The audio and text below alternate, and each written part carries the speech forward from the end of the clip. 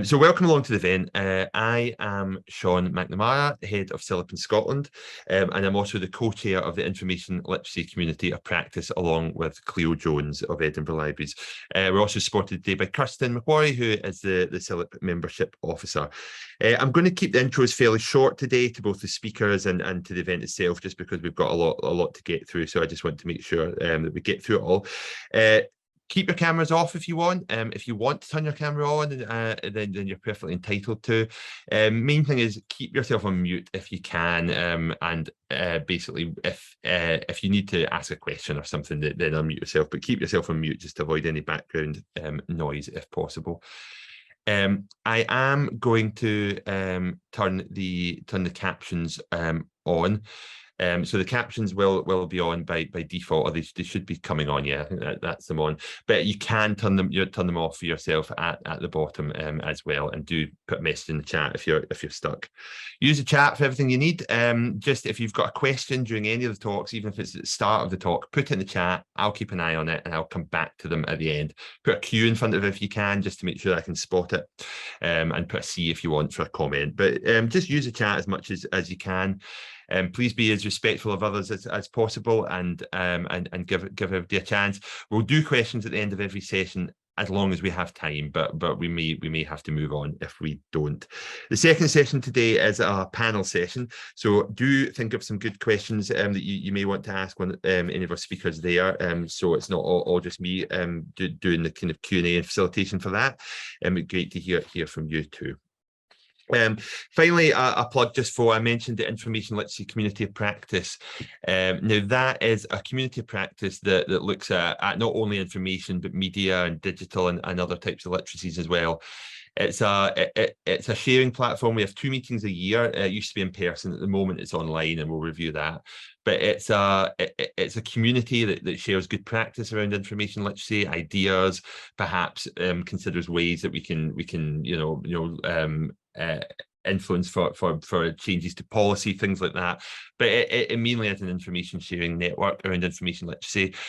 We have about 30 or 40 people on that. There's a lot more people than that in this event. So if you are based in Scotland and you would like to be part of that network, we put a link in the chat. We'd love you to join. If you've got anything to do with information literacy or something related to that, please join. It's not a huge onerous time commitment, but it would be great to get more voices as part of that. So all are welcome, and we'd love to hear from you. Okay, so now we're going to move on to the main bit of the event. So we're delighted to have our first speaker, Sheila Weber, who's Senior Lecturer and Director of the Centre for Information Literacy Research, and works at the Information School at the University of Sheffield. So Sheila, thank you so much for joining us. Would you mind just sharing your screen if you can, and then you can just take it away from there. So thank you. Hoping that you can see my screen. But, yes, we can. Thank you. And I'll just minimize the thumbnail. So thank you very much for inviting me along today. And as you can see from this, I'm going to be talking about UNESCO's Media and Information Literacy initiatives. And the background picture is the part of the kind of publicity, the logos for this year's Global Media and Information Literacy Week, which is taking place in Nigeria.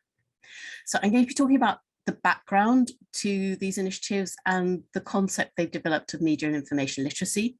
I'm going to be talking, in fact, just about one of the organisations that is part of this media and information literacy initiative, some of the events, examples of campaigns, initiatives and networks, and also talk about the publications of frameworks that they've been producing.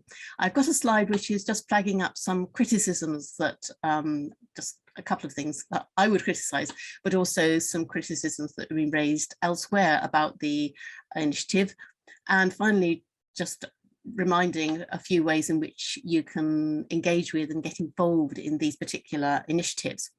And I haven't put a slide of my involvement in the UNESCO initiatives, but I was invited to participate in the European regional activities because I was involved in IFLA, the International Federation of Library Associations, and I was on their information literacy section committee at the time. and UNESCO is wanting to include more people from the information side rather than the media side, which is still actually an issue. For a while, I was co-chair of the UNESCO Media and Information Literacy Alliance European kind of chapter committee. And at the moment, I'm a member of one of their working groups on mill innovation.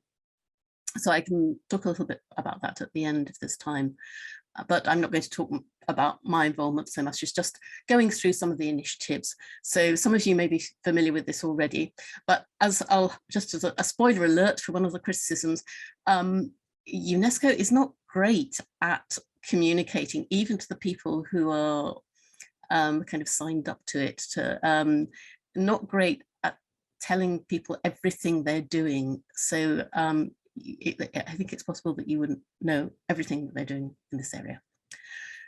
So UNESCO, which is the educational, scientific and cultural organization part of the United Nations, did originally have separate initiatives for media literacy and information literacy. The media literacy is older by about 20 years. They had an important declaration or proclamation in the early 1980s. They got involved later in information literacy, but did have some very important meetings from which important statements about information literacy came. In particular, the Prague meeting of experts from different regions, different sectors, and the declaration that came out of that, which was the first major international declaration stating that information literacy was part of the basic right of lifelong learning. So it was being much more emphatic about the importance of information literacy than had been the case previously. And also the Alexandria Proclamation has been particularly influential from 2005. And this is a quote from it, saying that information literacy lies at the core of lifelong learning. It empowers people in all walks of life to seek, evaluate, use and create information effectively to achieve their personal, social, occupational and educational goals. It is a basic human right in a digital world and promotes social inclusion of all nations. You'll see that digital has crept in there, which wasn't quite highlighted in the original Prague Declaration. So in the 2000s, the early 2000s, they decided to put together media literacy and information literacy. And I think the official line is that this was a good strategic fit, that they wanted to strengthen and consolidate these concepts they felt were complementary and fitted well together.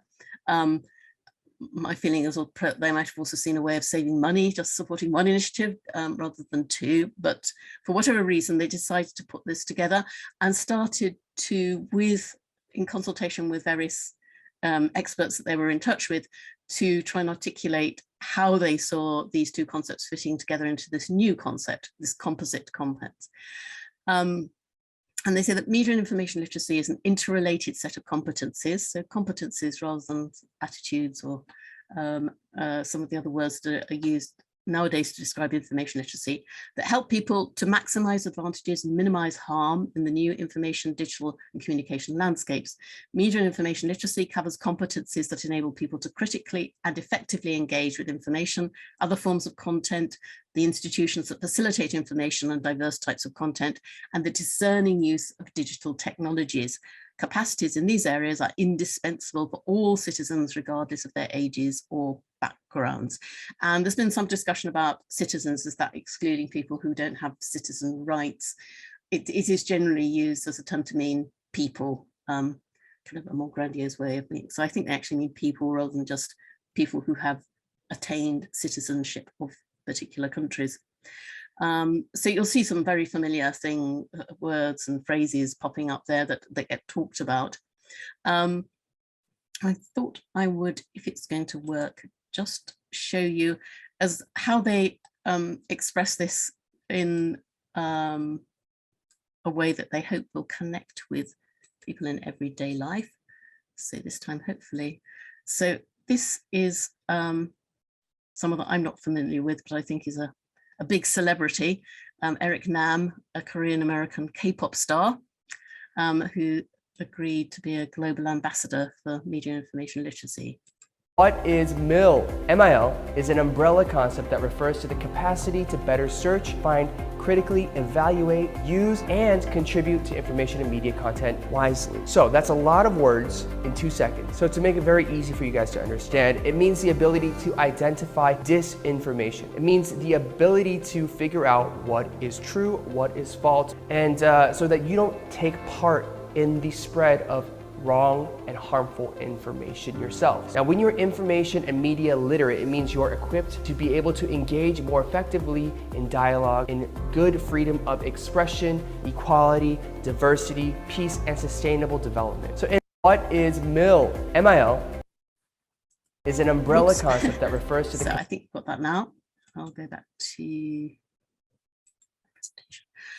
So I thought I'd show that because it also demonstrates one of the advantages of being UNESCO, which is that you can use your channels to involve important people from different walks of life to do videos and open your conferences and say that MIL is a jolly good thing in a way that often library and information professional groups can't. But I also thought it was interesting some of the things that now get emphasized even more. The disinformation aspect of avoiding disinformation aspect is emphasized in the UNESCO strategy. So I won't go into this in detail, but you can see here that they explain MIL as a kind of constellation of different kinds of literacies, including games literacy, social network literacy. From my point of view, I don't like to see information literacy kind of as one small bubble, because I would see it as overlapping with a lot of these other literacies, and in some cases kind of enclosing some of these others. And that is something that sometimes gets discussed at the UNESCO meetings. It's media literacy is the one that does tend to get most emphasis, but on this diagram, it's just another little bubble alongside information literacy at the kind of the top of the circle.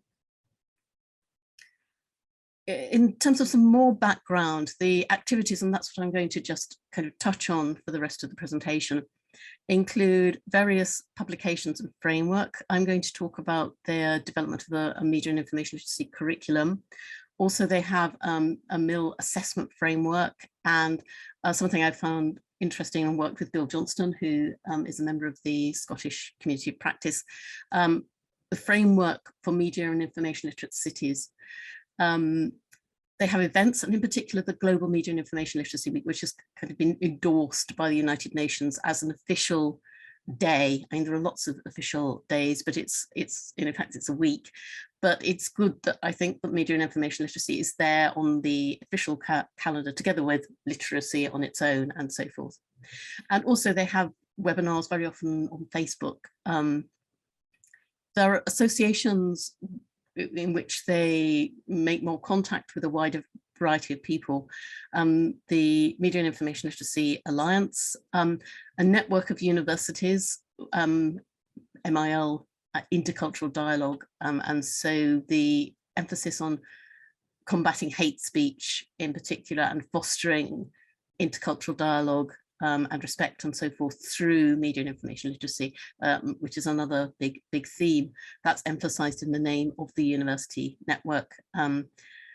And initiatives and networks, the funding of training and development, sometimes following up the application of the various publications and frameworks, normally working with a local partner, often a media literacy agency or a media company or a government agency has communications and media within its remit. They are most often carried out and well funded in the global south.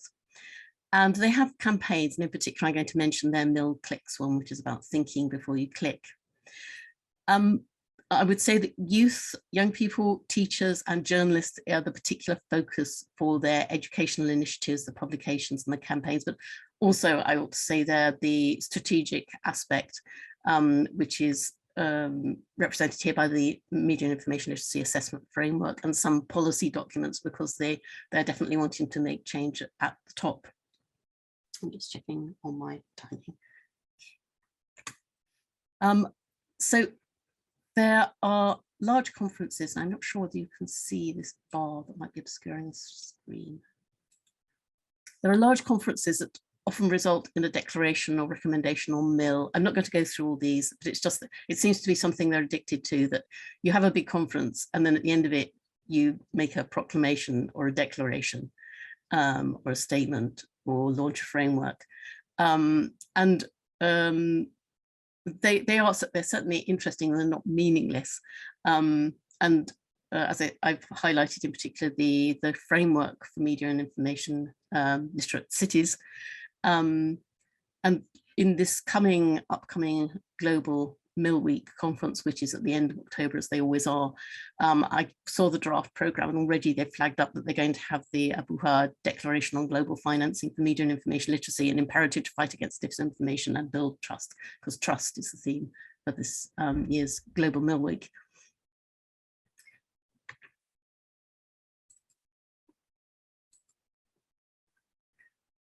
UNESCO has been evaluated. Its MIL initiatives. It has an evaluation unit, and they've evaluated the media and information literacy initiatives and published, and this is openly available in 2020.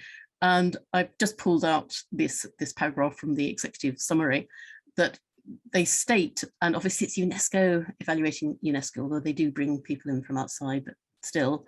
So unsurprisingly, there are quite a lot of positive things, but also there are a number of critiques and recommendations, some of which I'm going to pick up at the end.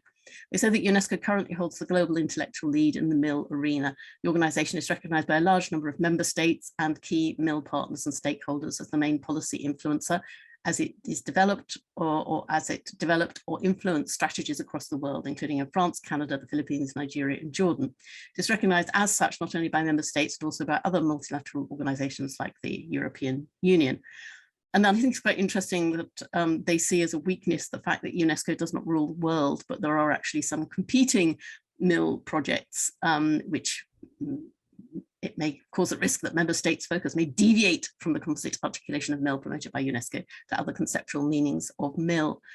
So I suppose that does flag up one of the problems of having a big international organisation steering it, that unsurprisingly, it does want to be influential, and it's certainly the most influential international body to do related to information literacy, which is why, although I don't totally buy into their composite concept of MIL, I think it's a very important initiative because it does get people's attention, and not at the top of every country. So I'm not particularly hopeful, not so hopeful about the UK as I am some other countries, but certainly there are countries around the world which take this seriously, very seriously, and are paying attention to what UNESCO is producing and are implementing things which mean there is more education for media and information literacy, which I think is a good thing. So just to mention one of the key organisations, I said there was a university network, which actually doesn't involve a huge number of universities. We're not involved in this, in that particular initiative, but the Media and Information Literacy Alliance was formed in 2013, and anyone cannot join up. You just have to fill in a form, which I'm going to flag up in the next slide. And the structure is that there's an international committee, which is going to be elected quite shortly again, some regional committees, the activity depends on which region of the world it is, a youth committee, and thematic working groups. The MIL Innovation Group that I belong to is one of those. There's a news bulletin put out by the International Committee, and also I thought I'd put here that there are annual media and information literacy awards given to individuals and also to organisations. So there's a call each year for people to be nominated for these awards. And the aims of MIL-A are articulating key strategic partnerships to drive MIL development globally, enabling the MIL community to speak and address with a unified voice, critical matters, including the need for policies, and further deepening the strategy for MIL to be treated as a composite concept by providing a common platform for MIL-related networks, and so forth. It was originally called Global Alliance for Partnerships on Media and Information Literacy, or GAPMIL, but I don't think anyone could remember the acronym properly. what the words, what GATMIL stood for quickly, apart from the people who invented it. So in 2020, it was renamed as MILA. And I've just highlighting, as I said, that there is a box there to tick it as an individual. So if you're an individual, I have a go at joining it. It means that you do at least get this kind of about once a month bulletin, which is reporting on some activities in the network.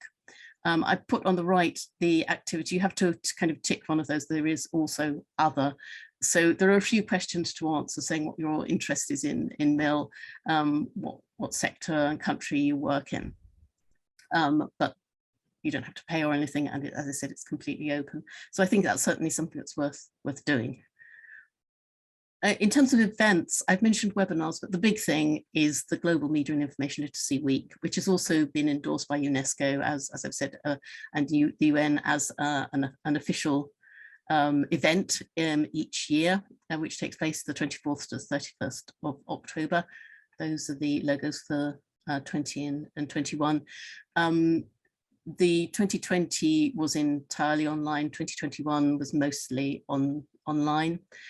This one is going to be in Nigeria. I think some of it's going to be online, but they never put out much information very far in advance, even in terms of selecting speakers. It all tends to happen rather at the last minute. But it will certainly be, as usual, a very interesting conference. And to kind of find out the latest, I usually just monitor the site periodically to find out what's going on. And this year, as I said there, the theme is Nurturing Trust, a Media and Information Literacy Imperative. And these are the sub-themes. Now, for the conference itself, they don't put out a call for papers or anything like that. The team at headquarters basically decides who they want to speak, and they bear in mind having representation from different regions of the world, sometimes different kinds of population, in particular youth, but we're trying to make them understand that also, for example, older people, also they want representation from women and girls, and so forth. So they select it, so you don't have a call for papers, but what they do have is a way of registering your own events. And so certainly in the information school, and with the collaboration forum on information literacy that I'm part of in the UK, of information literacy academics, we have organised webinars every year, and we're going to do that as well this year. And these are the themes that they're particularly interested in you taking up. And so it's a good idea to organise it and get it on their, kind of fill in the form to go on the database as quickly as possible. And that's very clear if you go to the Global MIL Week site, which I'm putting a web address there, but actually you can just Google Global MIL Week 2022 and you'll find it. It's a good idea to get it in as early as possible because it doesn't seem to automatically go onto a database. It seems like they have to put it onto the database. So it's no good putting something on at the last minute. And sometimes they showcase or highlight particular events. So as you can see, there's a range of different sub-themes there that you might connect to. In terms of the campaigns, initiatives and networks, I'll just mention MIL Clicks, which is a campaign that's been going on quite a few years. And I've highlighted there a YouTube video that explains MIL Clicks. And it's rather a tortuous acronym: Media and Information Literacy, Critical Thinking, Creativity, Literacy, Intercultural Citizenship, Knowledge and Sustainability. But the basic method behind it is think before you click. And what's quite nice is that they have MIL Clicks pacts in various languages. I think it's 5 languages now. And you can fill in the online form to commit to be a MIL clicker. And this is something that the youth programme and the youth conference, because there's an additional youth conference every year as part of Global MIL Week internationally, and with strong involvement in young people in actually organising it, and they have a hackathon as well as part of that. And so at one Global Mill Week physical conference I was at, they were taking photos of people holding up their MillClicks packs. And also you can download the that MillClick space graphic and proclaim that you have a MillClicks space, so saying that it's one where you're promoting media and information literacy, where it's a space for critical thinking and creativity, literacy, intercultural dialogue, citizenship, knowledge, and sustainability. I thought I'd also mention that they promote the 5 laws of media and information literacy, and a number of their other publications will use this framework, which was inspired by Ranganathan's 5 laws of library science. I haven't got time to go into that too much, but I think it's quite an interesting graphic, and to have some discussion about what these laws mean in different contexts, if you were discussing them with citizens or with students.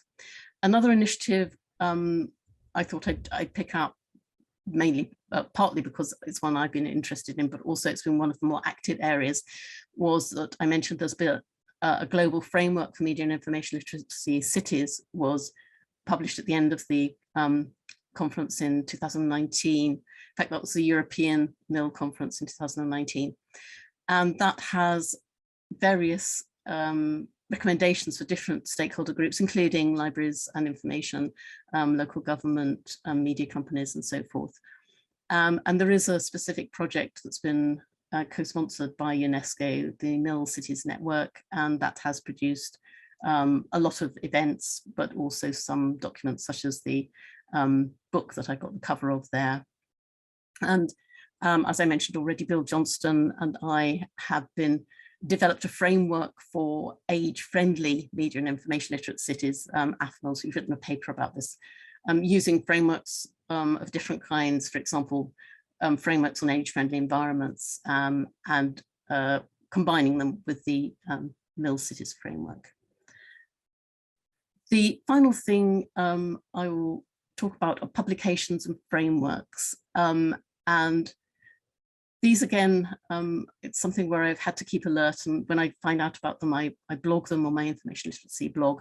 Also, I'll mention that I haven't put my slides on SlideShare yet, but I'm going to put them on SlideShare, and then on my information literacy blog, I'll also put all the links which are on the references slide at the end of this to make them more convenient so they're clickable.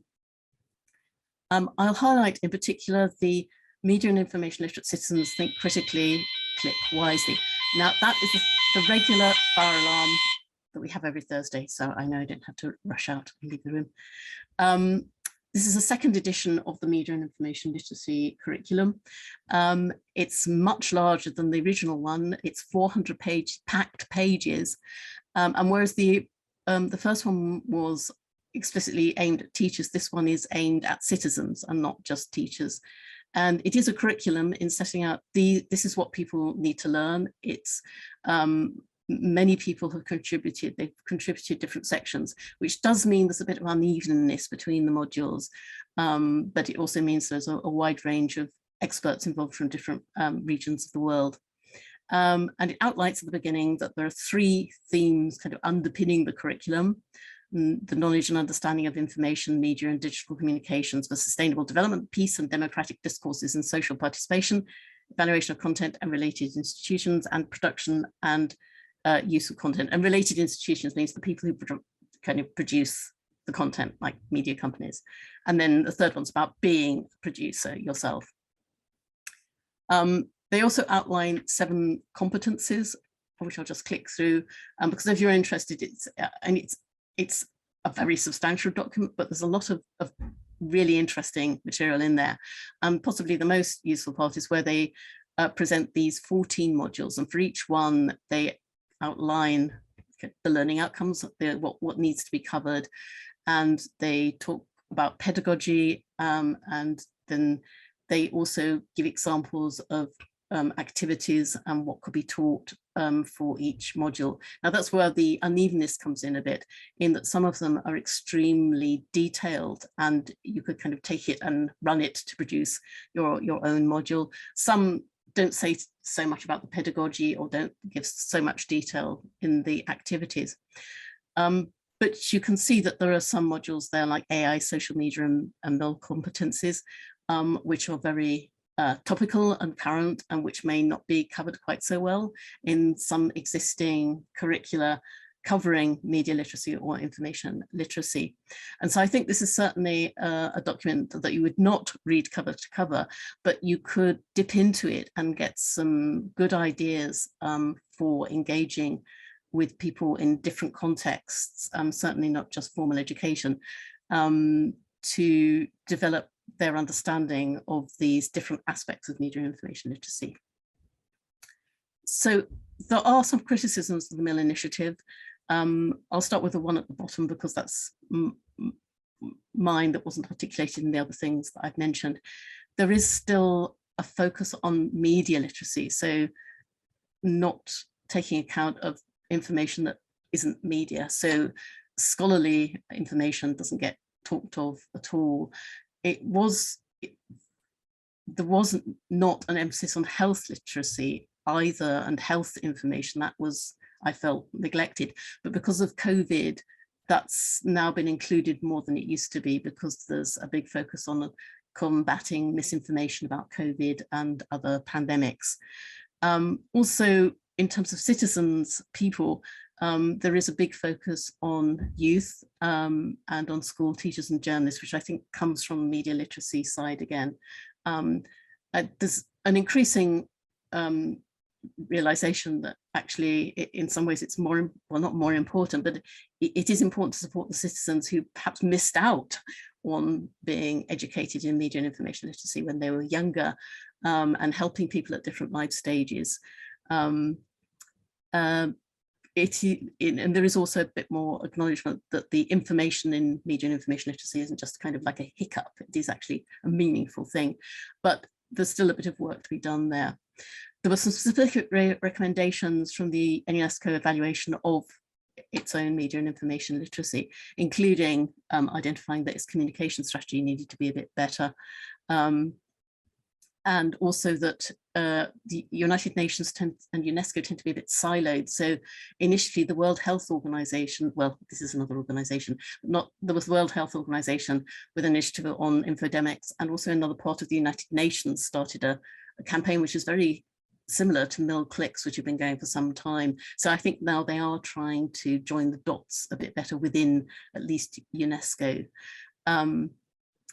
Also, there have been criticisms from within the library information community, in particular, because media information literacy is always seen as this positive thing. I mean, perhaps I think oversimplifying things, that if you make citizens media information literate, they'll become good people who want democracy and progress and development and make wise information choices, which isn't necessarily the case. They might, in fact, they might use this newfound knowledge and information literacy to spread misinformation. And in their book, Jutta Heider and Alison talk about that aspect. Also, Doyle, in an article, critiques the 5 laws I showed up briefly before, which is questioning some of the perhaps oversimplification in this idea of media and information literacy as being a force for good, for example, troubling the notion of information neutrality. And finally, as I've already mentioned, you can join MIL-A, you can run an event in Global MIL, we can register it. You could use publications in your work. It's a bit more difficult to actually volunteer to do things, but it's a good idea to start by going along to an event and saying something, or contacting some of the people directly. And I would say I'm in the network of still being recognized as someone that gets included, but I'm not in the kind of the inner circle of the UNESCO Media Information Literacy, but I am kind of plugged into it. But it wasn't random, because I was involved in IFLA, but and so there was that, which is an international organization that's been working with UNESCO on this. So there was a particular reason. So that's the way I got in, by spending an awful lot of time devoted to information literacy in an international organization. But it is possible to get in without having done that work, but there needs to be a particular reason. So I think I've now reached the end of my slot. Apologies, because I think I meant to leave a few minutes for questions, but I will be staying around. So if people have any questions, you can put them into the chat. Thank you so much, Sheila, and thank you, and yeah, please, everybody show your appreciation if you can with your clapping emoji, if you don't mind, just to say thank you to Sheila, because that was really informative, and I think spoke a lot about some of the challenges that I think we find at the information literacy community practice, about linking up some of the academic side of things around information literacy, the high level strategy such as UNESCO, and then practitioners on the ground, and linking them all up effectively can often be a challenge that I think we're all working on.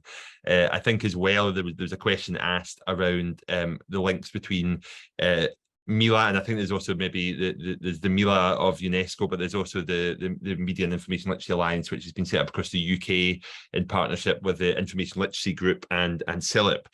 So I think there's another alliance there that I think people should have a look at as well and link up with, because I think there's a lot of good work going on. I'll just mention I have got all the links. Sorry, I should have perhaps just pasted them all in to start with. I've got them all at the end of my presentation, and I will put them. I might manage to do it before the end of this actual conference. Also, yes, and the CILIP one, Stefan's here, but it's not, the UK MIL-A is not actually connected to the UNESCO International MIL-A. That's good. That's what I thought. I just clarify that, but both very useful and probably worth joining both if you're in a position where you're working in a information literacy or media literacy capacity across the UK. There's not any time for questions, so I'll just say thank you again, Sheila. If anyone does have any questions, as Sheila says, I'm sure if you put them in the chat or send them on to us, we can direct them to Sheila at a later point. And if there's any links you've got, Sheila, and you want us to share in the follow-on email, we can. But equally, you know, if you've put your slides up, that'd be great. But thanks again, and we'll move on now. But much appreciated, and do stay on if you can, Sheila. Okay, so next up we are going to have a panel session chaired by myself. So what we're going to do here is we've got three contributors. We have Gillian Gillespie from Greenwood Academy at North Ayrshire Council. We have Dr. Konstantina Martzoukou, who is from Robert Gordon University and also is behind the Maddie is Online project, which is more of their focus today. And Lauren Pluss, who is Digital Information Manager at Young Scot. So what we're going to do is, first of all, we've got around about sort of half an hour or so for this. So I'm going to ask each person to just take 5 minutes, and I'll give you a shout if you're going over time or whatever you need. But it's 5 minutes just to tell us a bit about yourself and your role, and what your organisation or your project does to support either digital literacy, information literacy, or media literacy, because I think they all probably cross over into each other. Now, first of all, I think I'll just do it alphabetically if that's okay. And please feel free to, if anyone has any questions throughout this, do put them in the chat, and I will facilitate that. I'll come to Gillian first of all. So welcome along, Gillian. I think you're on the call. I'll pass Thank you very much. But I'll shut up because I think I'm probably causing the But if you want to take 5 minutes to tell us a bit more about your work around supporting young people and information literacy. Yes, my name's Gillian Gillespie, and I'm the Can you hear me okay? Yeah. So I was having some sound issues earlier, so I'm having to speak through my phone and watch through my laptop, so bear with me. I'm Gillian Gillespie. I'm the Learning Community Librarian at Greenwood Academy in North Ayrshire, and I'm also the Secretary of the School Library Group Scotland, so I've kind of got two hats on today. Within my own school, I'm very lucky in that I actually have an information literacy course embedded in the first year curriculum. Which is fantastic. Not a lot of school librarians get that opportunity. So what that means is that every single first year pupil that comes through my school has a full year of working with me in the library, learning all sorts of media and information literacy topics, from how to use the library to bibliographic skills, plagiarism, internet searching, all sorts of things. We get a chance to cover a vast range over that year, and it's delivered in conjunction with the guidance department in the school. So again, it's quite nice that it's out of the English department. So that's been running for a good few years within our school. And also with my school library group hat on, obviously school librarians are very involved, and we love the chance to deliver information literacy within our schools across the country. And it is also varies from school to school. And I'm just in a lucky position where I'm very well supported by my senior management team, and we get a chance to run with the first years for a full year.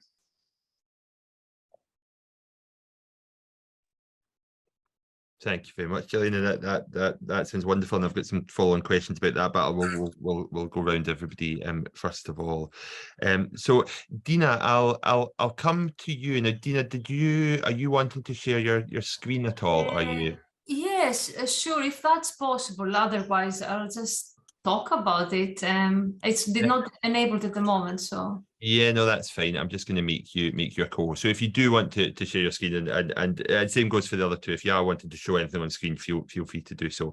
Okay. But Dina, yeah, could you tell us a bit about your background in this area, and particularly, I think the Maddie is online project, and how that supports some of these skills with young people. Yeah, sure. I'm just trying to start show you some slides as well, if possible, and can. Well, I'm not sure if it's gonna work, so I may just skip it for now. And I think I have given some links anyway for you, but just I'd like to speak about the Maddie's online project a little bit, that has been funded by the Scottish Library Information Council and recently by the Scottish Government as well. And the central idea is to empower young people with skills that help them to deal with challenging phenomena. And I think for the theme of the event today, we have developed series 2 that deals with misinformation and aims to teach children about the importance of information literacy, information evaluation, and we're focusing on preteen, young people who are between 9, 10 to 12, up to 13. So it is stories that relate to children, and they are accompanied by educational booklets, and we've made those available as ebook, in an ebook format. But also now, what's important to mention is that we're developing series 4, and series 4 deals with online safety and security, but mainly with the ethical dilemmas that are created there. We know how young people are exposed to new technologies and how their own personal data are used. So the Scottish Government is really developing now a new strategy that will help actually organizations, businesses, and society overall address the issues of data and rights for privacy when it deals with young people. For example, they use things like YouTube Kids, Alexa.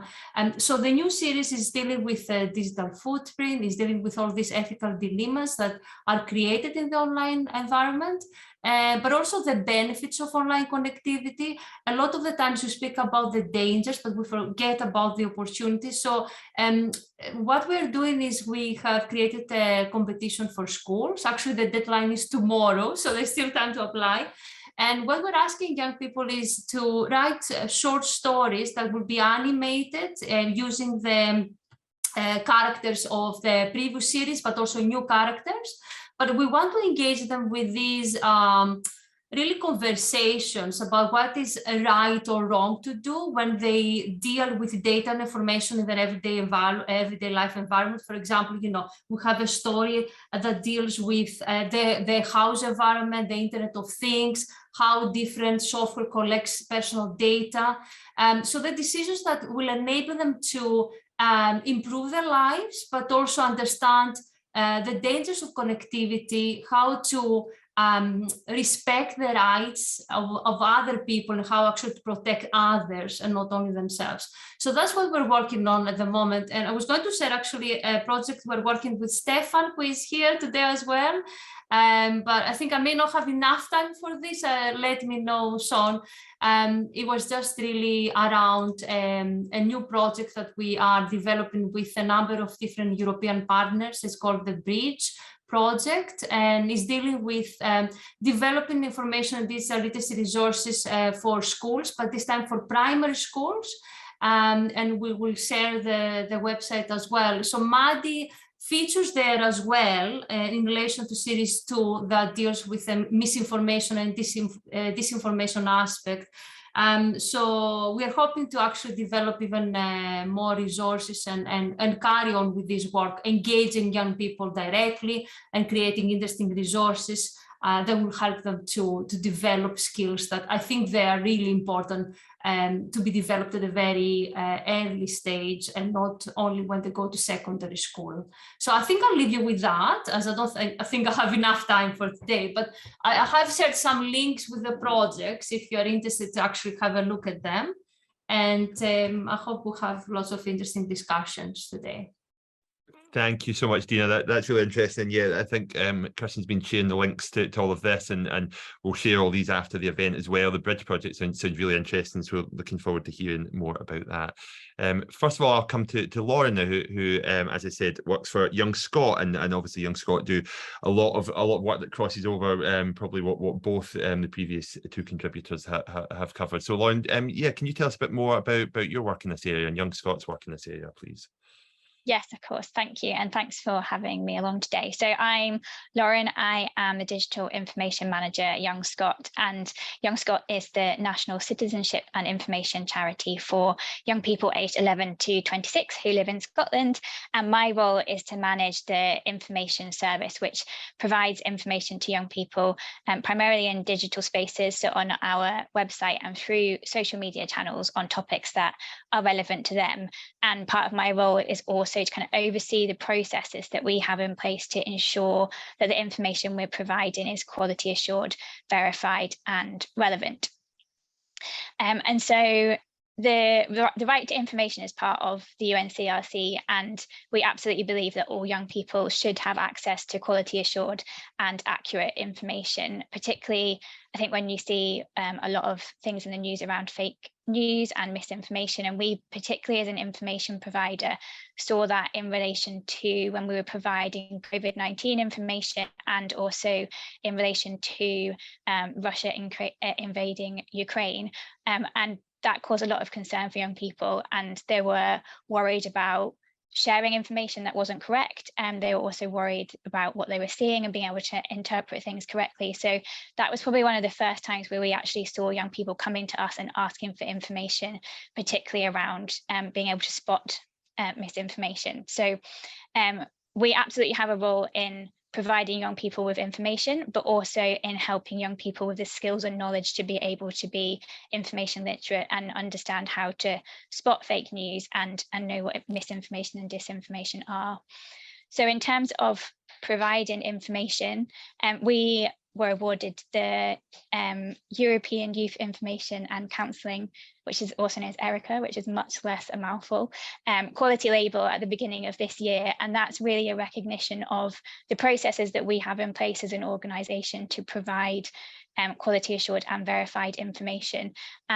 And that's quite a comprehensive process. I won't run through it because it's fairly long, but I guess some of the kind of most important things are that we verify information with at least 3 sources before we share it. It's always read by at least 2 other members of staff before it's published, and it goes through a risk assessment. And that happens for every single piece of information, whether that's on our website or on a social media channel. So TikTok video, Instagram story, everything goes through that same process. And that's particularly important when we're responding to breaking news, especially around things like COVID-19, but it applies to everything. And then secondly, when we're thinking about how we're teaching young people skills around misinformation, we've done various kind of works on this. We've had information campaigns, and we've worked with eSchool to deliver information literacy sessions directly to schools. One of the things we're working on just now with a group of young volunteers is an information campaign for Global Mill Week in October, which Sheila mentioned earlier. So it'll be great to kind of see what comes out of that. The young people in that group are shaping what that campaign will look like. So keep an eye out. We're not really sure what it will look like yet. They've heard from Ofcom as part of their research stage, and then we'll be starting to create content later this month. So yeah, I think kind of information literacy is a big part of our strategic plan at Young Scot. We're in the first of those 3 years, so we'll be looking to develop that and work with young people to see how it's shaped in the coming months and years. Thank you so much, and yeah, Young Scot do so much incredible work. So thank you for all you're doing, and that sounds like a really interesting way that I think schools can and school libraries can probably link with some of that and help promote it or use it as well. So that's brilliant. Just some follow-on questions then. So I'll start with you, Lauren, as you've just finished. So you've talked about young people's information sort of assessment skills and things like that. Have you noticed any trends, particularly over the pandemic, in how young people's ability to access information or how you support them has changed over the last few years, or do the challenges always remain the same, even from sort of say 5 years ago? I would say it's evolving, definitely. I think the biggest kind of change we saw is when we were talking about misinformation during COVID. Actually, young people often would say, we know how to spot misinformation, and we weren't 100% sure whether they actually knew how to do that. And we would have kind of quizzes and things on our website to try and help teach people the skills. The first time that we saw people actually come to us and say, we don't know how to spot misinformation, it was around the Ukraine and Russia war. And I think that's because it was so high profile and people really didn't know what was true and what wasn't. And there was like live streams on TikTok of things that people were saying weren't the right things. So I think that was definitely the first time in my time at Young Scot, at least, that I've seen young people really come to us with a lot of questions about what is real and what isn't.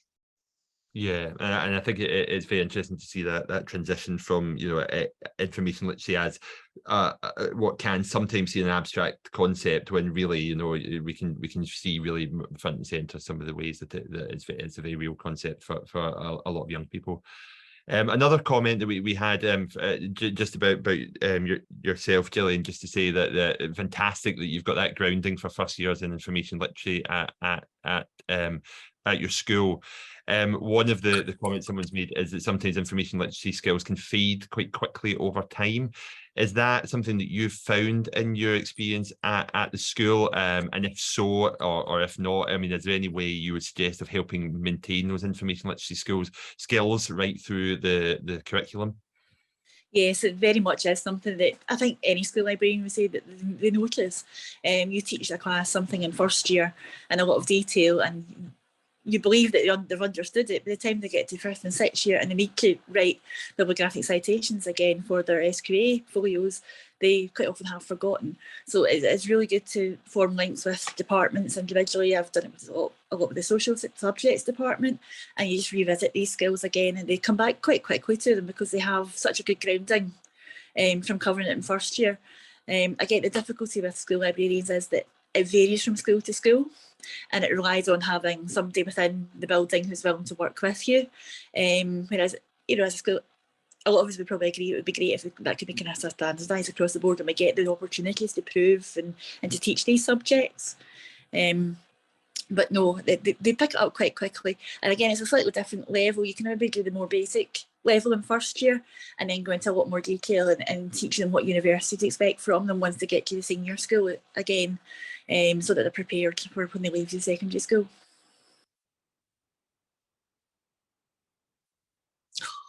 Sorry, I'm muted. I'll just say thank you, Gillian. That's really useful, and yeah, to back that up, I think that's brilliant. You managed to develop that and get the buy-in from senior management to continue to have an information literacy course at that age, which is brilliant.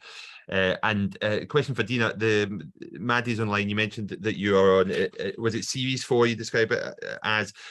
How has that developed over those series? Have each one looked at something very specific then, and then it's moved on?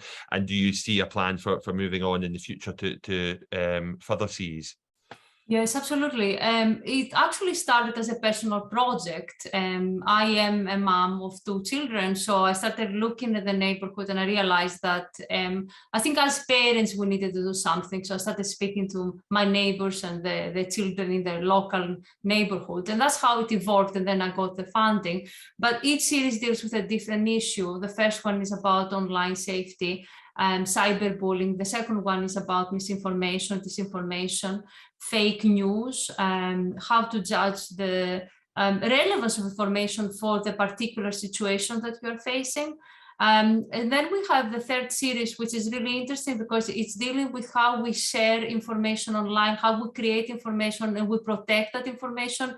For example, our copyright. And it's something that I think at school level, we don't actually address very much beyond how to reference and so on, because these days children use a lot of media to create their own content as well, but also they use a lot of other content, music, videos and so on, that is not always permitted to use. And the fourth series, I think this time, because the Scottish government is working on this issue of the ethical dimension of online connectivity, it's not only about understanding the technologies and understanding the world of misinformation or the dangers that are presented online. It's also about developing the behavioral aspect and be there to, in a position to actually respect the rights of the other people and understand when, you know, there are thresholds, there are situations where decisions are not that straightforward, and actually exposure to information may be more beneficial than actually restricting information because we fear of misinformation, for example. And sometimes the situations are not that extreme. Decisions may be beneficial because we want to have benefit to our personal lives. But because we hear a lot about the dangers these days, sometimes we may actually not have the same freedom to learn, to educate ourselves, to communicate. So I think we need to make start these discussions and this dialogue about, you know, how we can equip young people with digital skills, but also how they can understand these thresholds, these, you know, difficult actually decision-making process that is involved in the decision of whom to trust. And what is dangerous and what is going to empower you as a learner, as a citizen, as a person in everyday life, and at school and later as a professional as well. So our work is dealing with these earlier years, you may say. A lot of the times we look at secondary schools, but we haven't really started the conversations early. So I think in the future, there are other really important issues we need to tackle. I don't know if we will get more funding actually, but one of them is the relationship between young people online and how, you know, these also impacts their development and the self-esteem. I think this is one of the trickiest, the most difficult aspects as a thematic direction for Maddie's online. And we had some conversations about this series and whether we should incorporate some elements of that.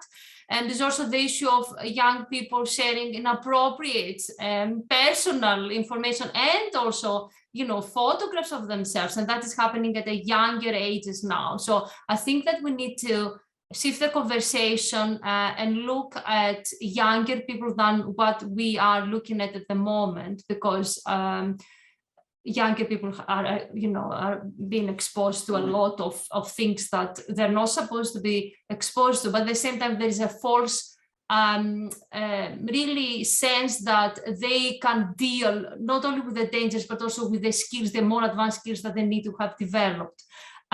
So that's what we're trying to achieve, and I think that the future probably looks more towards that direction, more into the behavioral and the you know, growing up and self-esteem, and how does communication and online interaction actually empowers us, but also how it can negatively influence our the way we grow up and the types of values and principles that we develop. So it's a very, very deeper thematic area, I think, that probably requires collaboration with somebody who is more into psychology, I think, and this kind of direction. So I hope I answered the question. You did. Yeah, thank you very much. And to maybe open that up to Lauren as well. Is that something that young Scot have found, those links between young people's self-esteem and their confidence and how they're interacting with information online? Is there any work that you've got in that area, or is that something that young Scot have noticed at all? It's not something that we've done any particular research on, but I think, like, just off the back of that, I think also just being aware of the fact that there are kind of new platforms all of the time, and that can impact like people's exposure to misinformation. And it's really important to be able to know what's going on those platforms. And so like for us, it's kind of having a role in understanding that, because that exposure can really, that definitely kind of the feedback we get ad hoc from volunteers is that can impact people's self-esteem and their confidence, but we don't really have anything kind of any research specifically on that. Thank you. And Gillian, or Lauren as well, you might, do you think there's any misunderstandings that the adults make around the way that young people are accessing information or understanding it? Is there any kind of myths you think around that actually, you know, when we're approaching this, we really need to be thinking about it in a different way, or do you think we are on the right track with a lot of the stuff that we're doing? I think we assume that they know everything, and you know, a lot of people. And a lot of young people assume that they know everything as well. Some of them are very capable, so I do have some good skills, and you know, I have had some very interesting conversations with young people about them filtering out the misinformation and how they learn that themselves. And they've used a lot of different resources, whether it's a primary school, through different TV programs and things like that. They learn, some of them do learn these skills. I think we do kind of assume that they don't know everything, and that often is the case. But I think that's the same with a lot of adults as well. There's a lot of education to be done with all of the population. Hope that answers it. Yeah, absolutely. Is there anything you'd add to that, Lauren?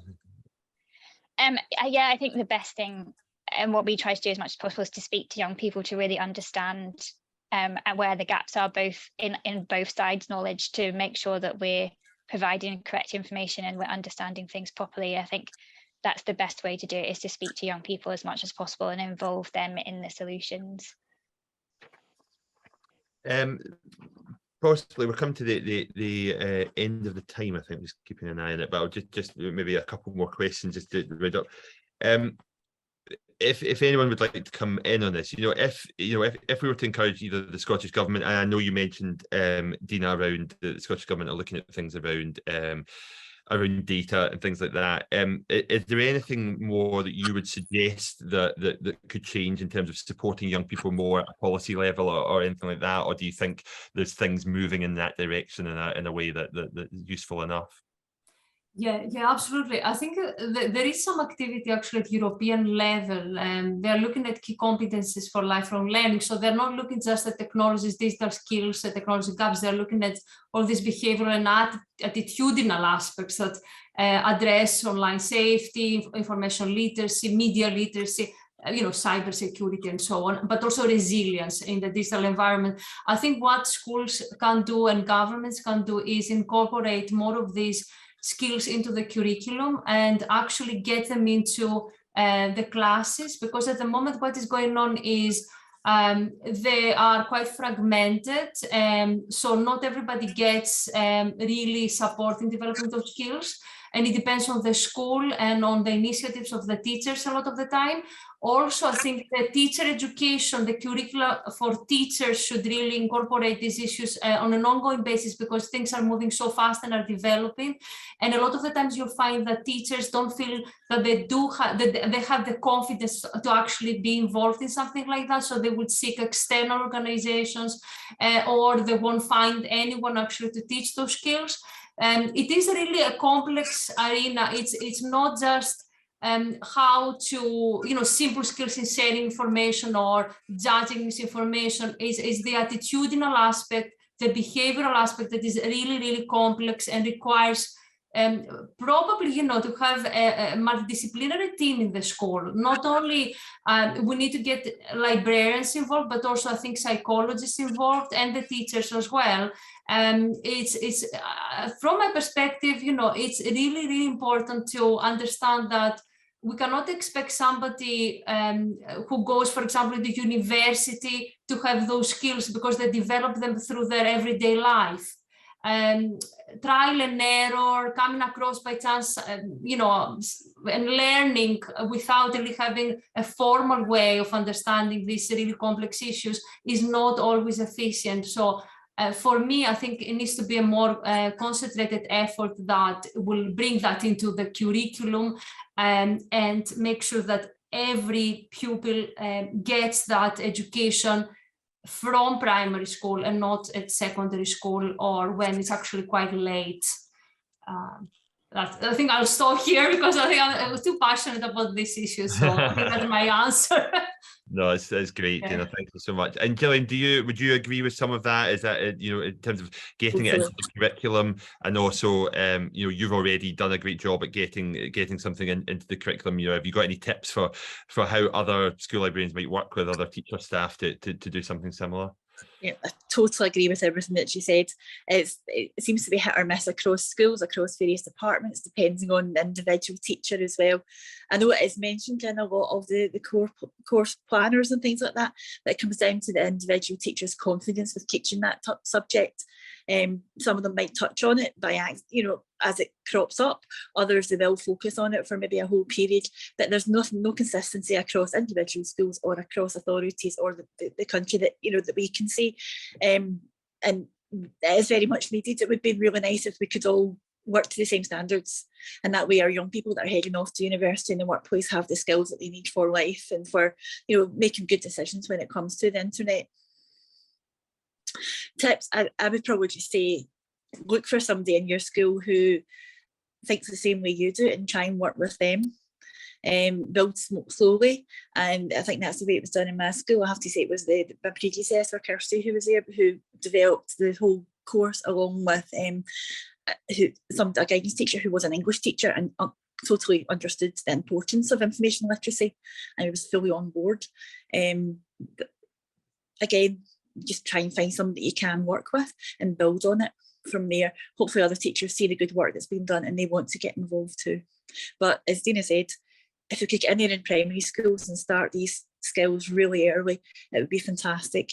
I'm lucky that it's first years that are given time, but that's because there is a lot more flexibility in the timetable at that younger age. It's much more difficult as they get further up the school because there are so many demands on their time, especially in the last few years, trying to catch up because of COVID, the time that we lost in COVID. It's given even less time to focus on these kinds of things because they're so focused on trying to get through the coursework that they have to complete by set deadlines.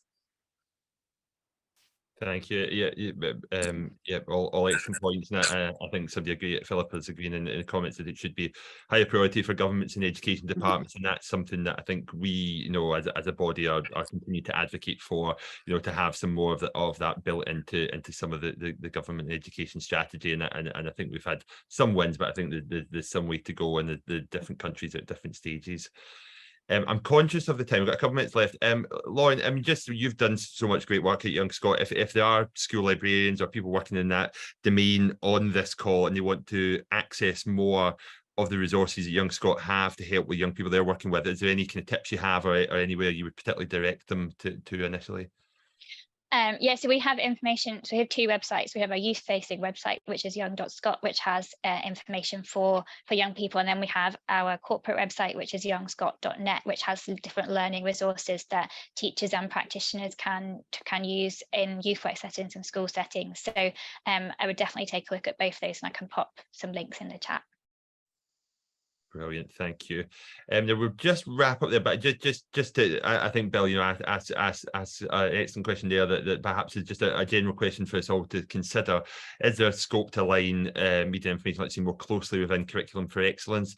And I think we've had colleagues that have looked at that in more detail in the past, but I think there is perhaps there's definite links there between the two. So I don't know if anyone's got any final comment on that before we move on, or if it's just something that yes, we completely agree with, and perhaps should advocate more for. I'll take that as agreement and absolutely right. So thank you, Bill, and thank you all. Thank you, Lauren, Dina, Gillian. Thank you all for your contributions there. I think the time passes so quickly that there was a lot more we could get through, but I'm sure we can keep the conversation going. But can we all just say thank you very much to all three. Back up exactly what Anne says in the comments. Excellent contributions to supporting young people with their IEL skills and in terms of life skills and mental health, and that's what it's all about. So thank you, all three of you, and please do hang around if you're able to, and if you do have stuff you want us to share, then please let us know. Okay, so we'll now move on to the final session before the break.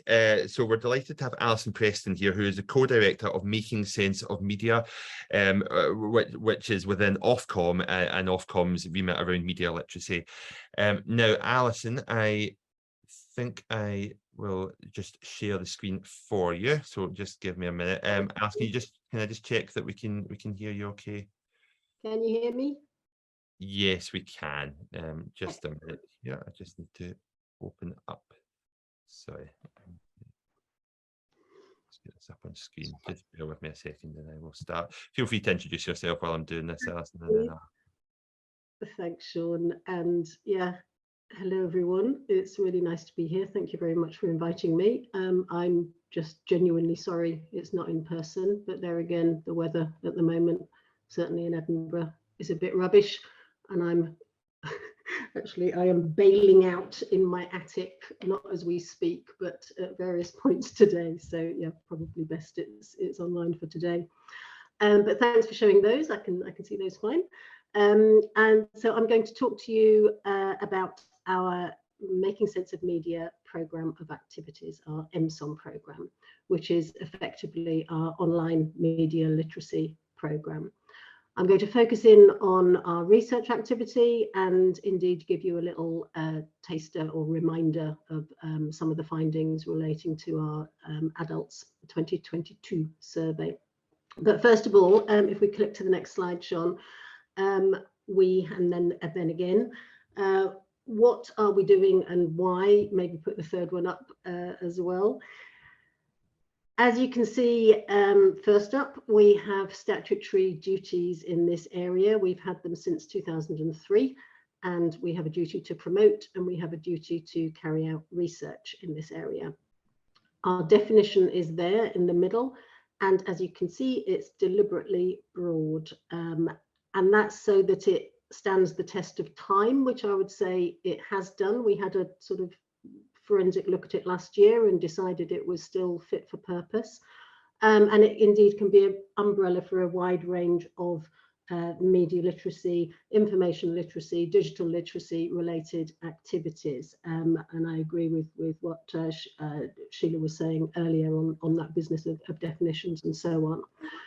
And then the rationale really that we have is, I think is similar to many of you, that we think that being media literate brings benefits in all sorts of ways. As I say, making informed choices, be that about whether it's about the services people use or how they use the surfaces, and that's related very strongly to issues around critical understanding. Have increased resilience.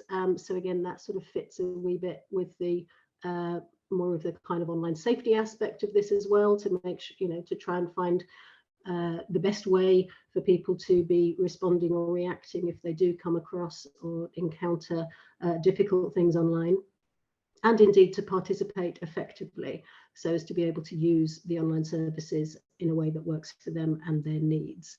And again, I would agree with what Konstantina was saying just now about the importance of making sure that we think positively as well as negatively around media literacy, that there's a whole lot of things that we want to be encouraging people to do, as distinct from solely about stopping them doing.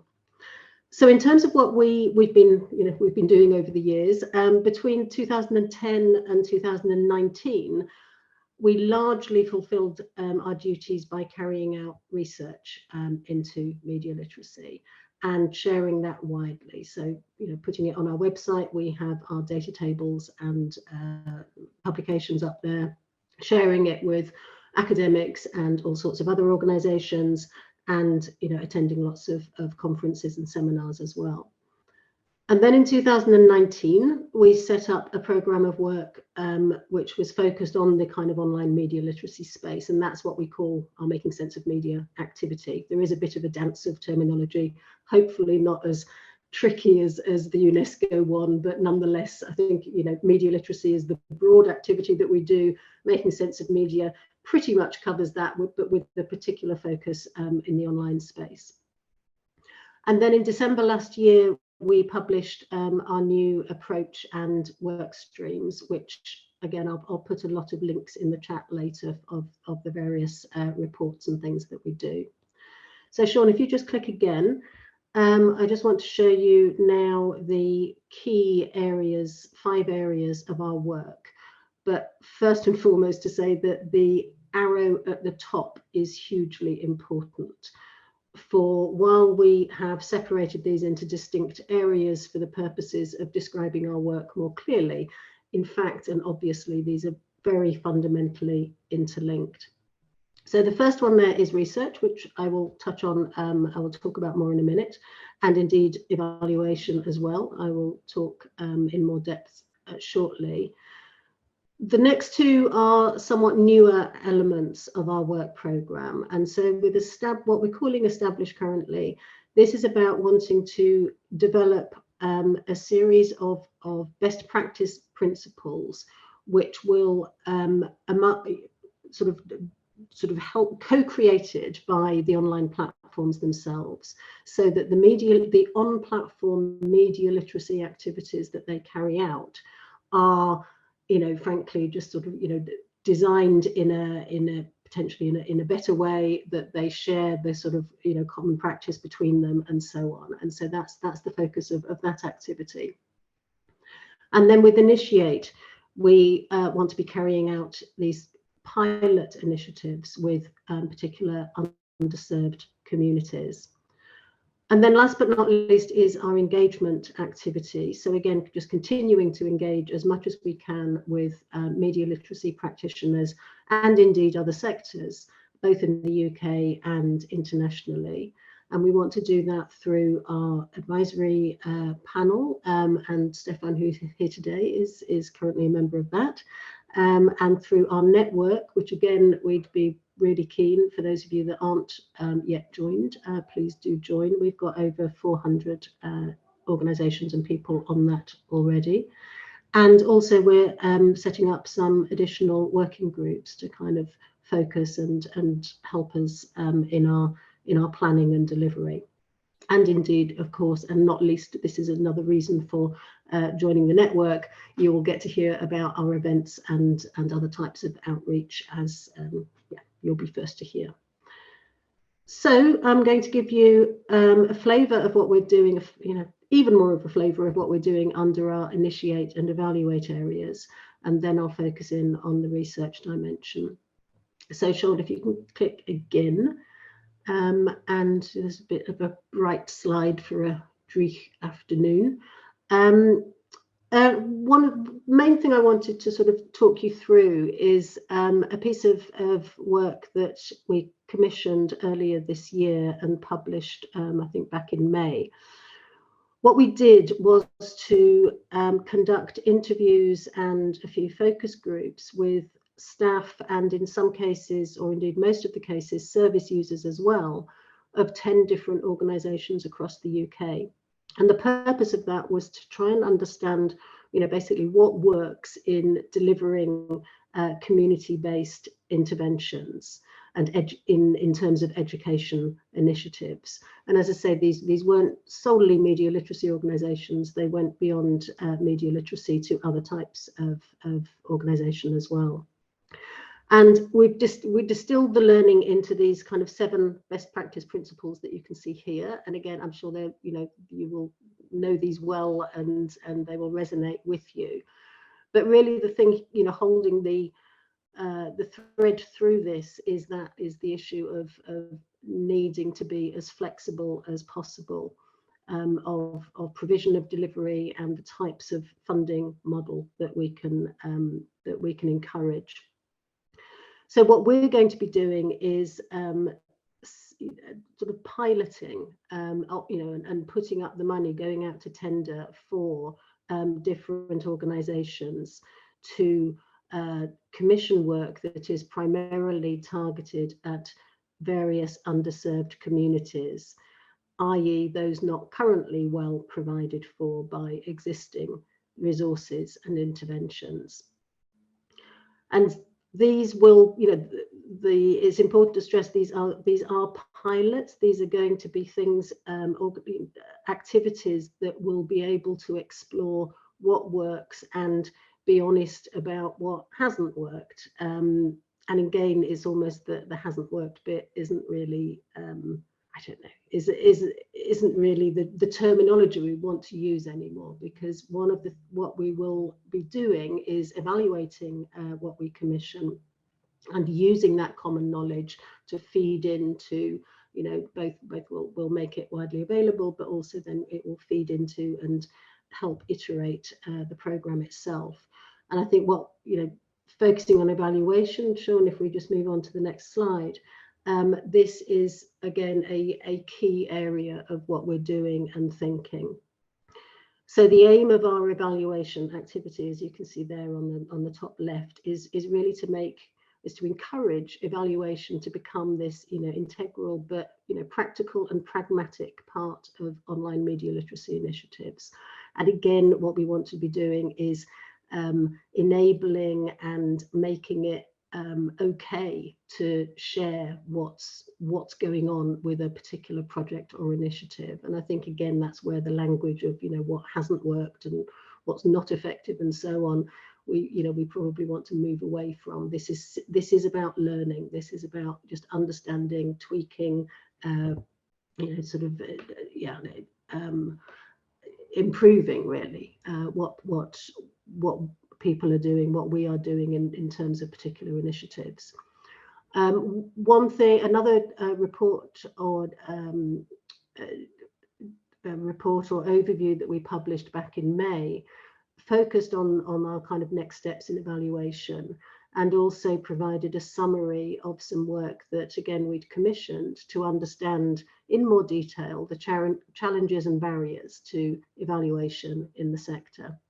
And these in red or in pink there on the top right are the kind of main challenges and barriers that we came across.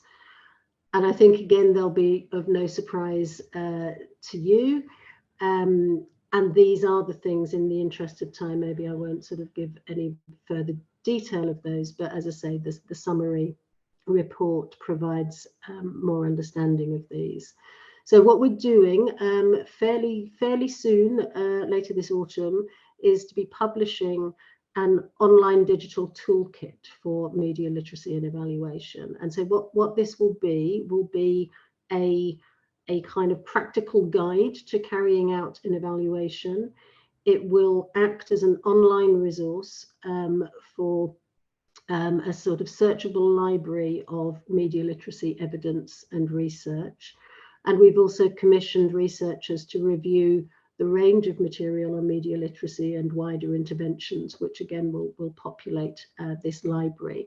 And there are all sorts of different ways that we want to, you know, again, encourage both the feedback on the, you know, the toolkit itself, but also ensure that, you know, people that are doing media literacy activities, excuse me, will be able to, you know, send to us, and we can upload the work that they're doing and some of the findings that they have in terms of what's worked, what would be tweaked of their evaluations. And then last but not least for this overview, if we just move on to the next slide. Thank you, Sean. And this is all about our research. And so we, as many of you will know, we carry out a lot of research and we are expanding what we do as well.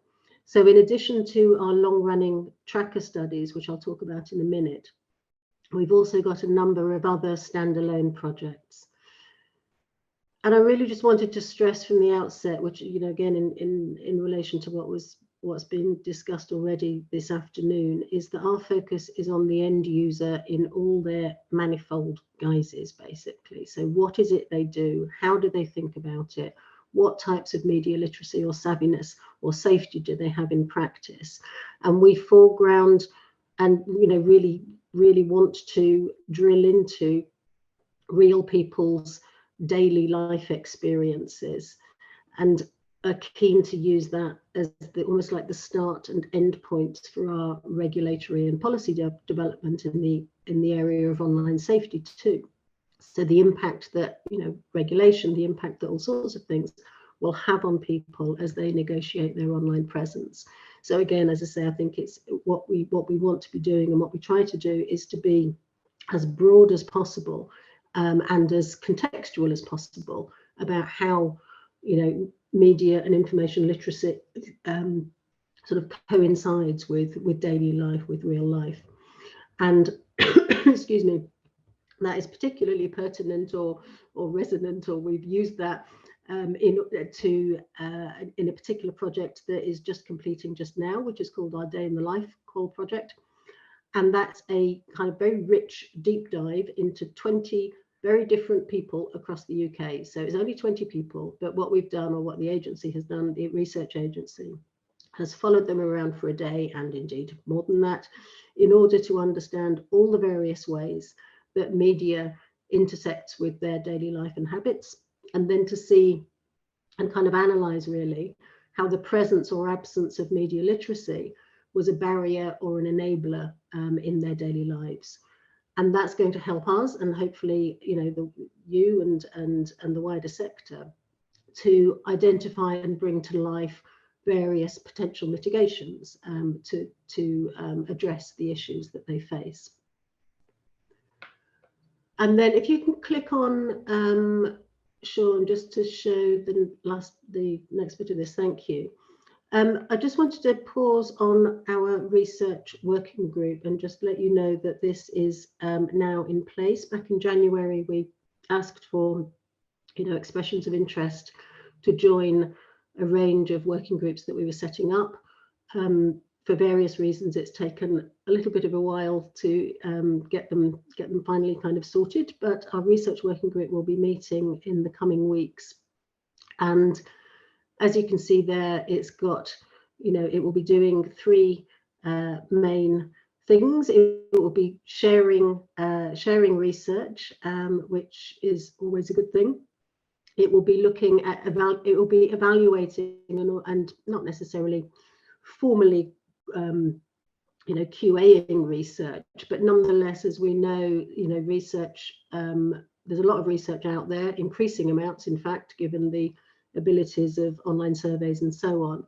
But it's important to make sure that there are certain principles about, the due robustness of certain types of method or sample. And that's something that we're hoping our research working group can help us with and help disseminate as well.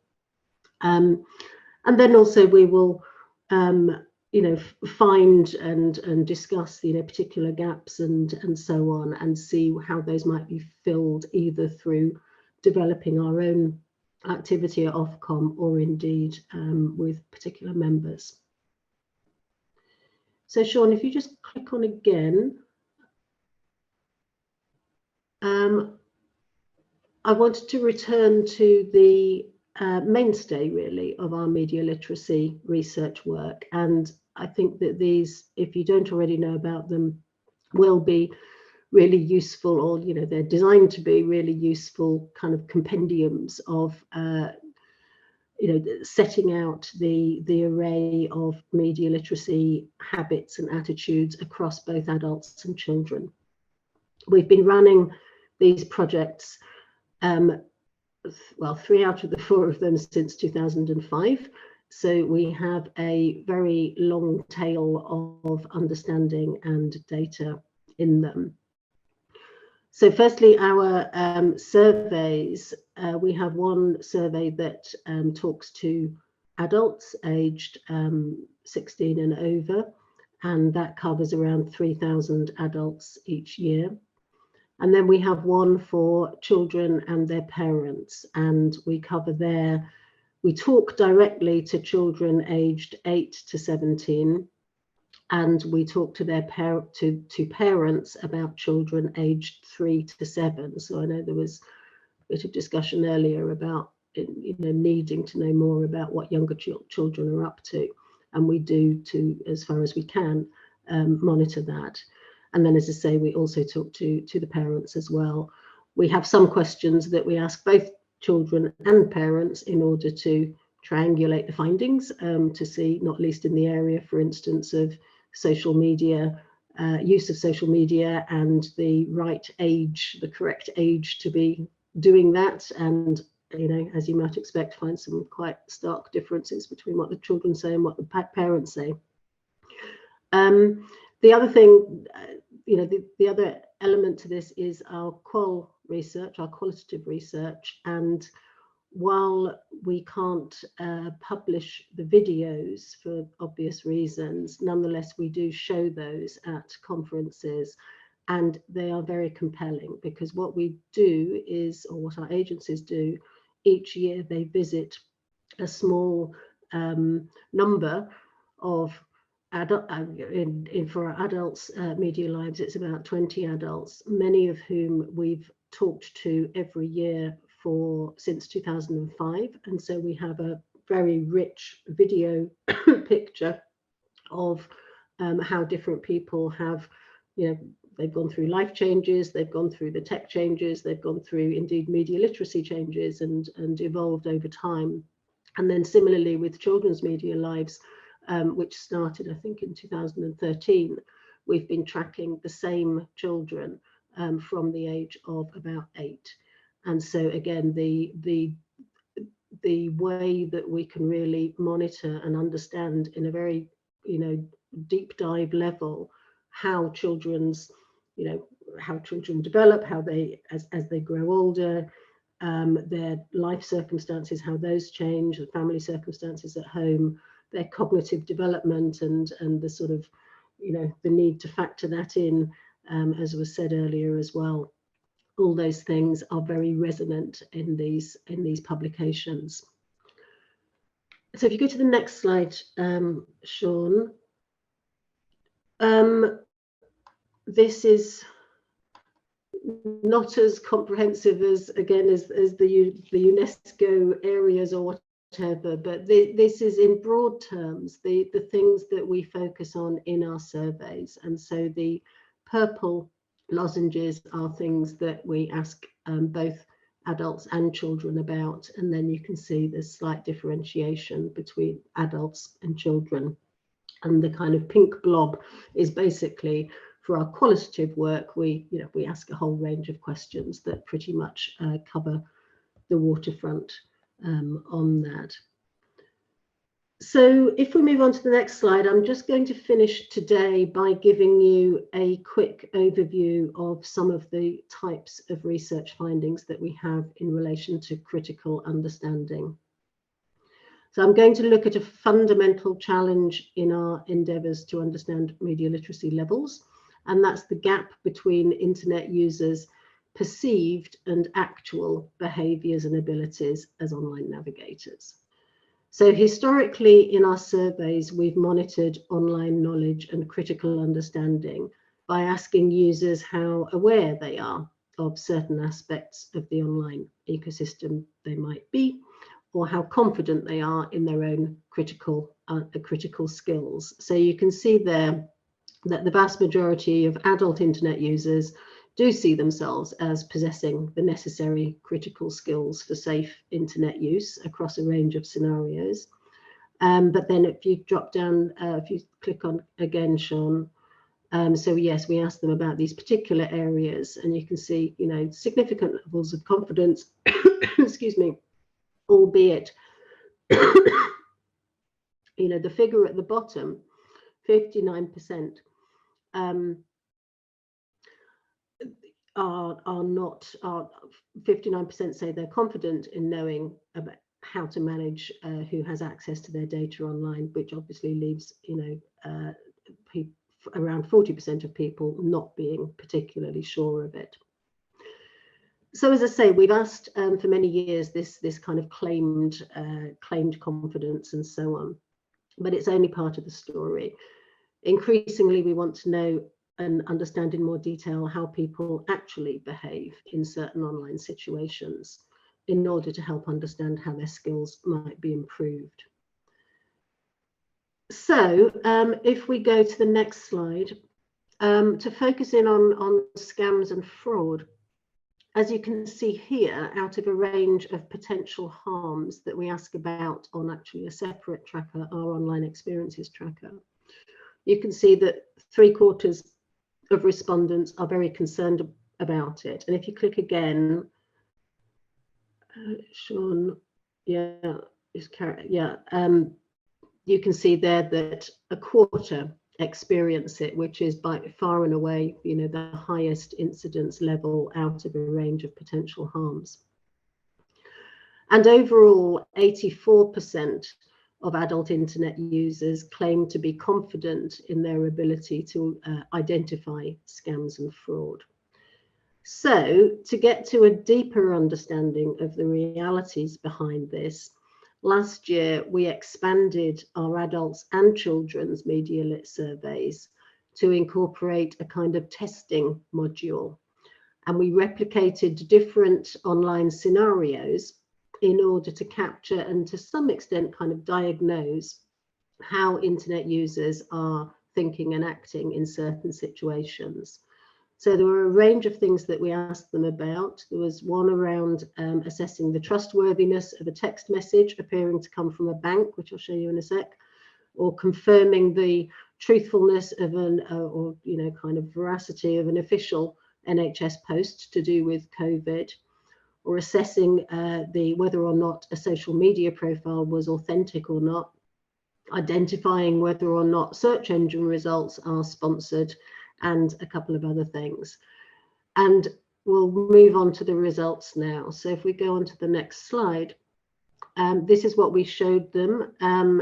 So a text message on the left there pretending to be from a bank. And we first of all, and this was an online survey, so first of all we asked unprompted what action they would take if they received it, and then followed it up with a prompted list of actions and asked if they would do any of these things. So when prompted with the list of options, the vast majority said that they would deal with it in what we would call a safe way. So 75% of those who'd previously said that they were confident, as you can see, selected one or more of things like deleting the message, blocking the number, ignoring it, or reporting it to their mobile provider.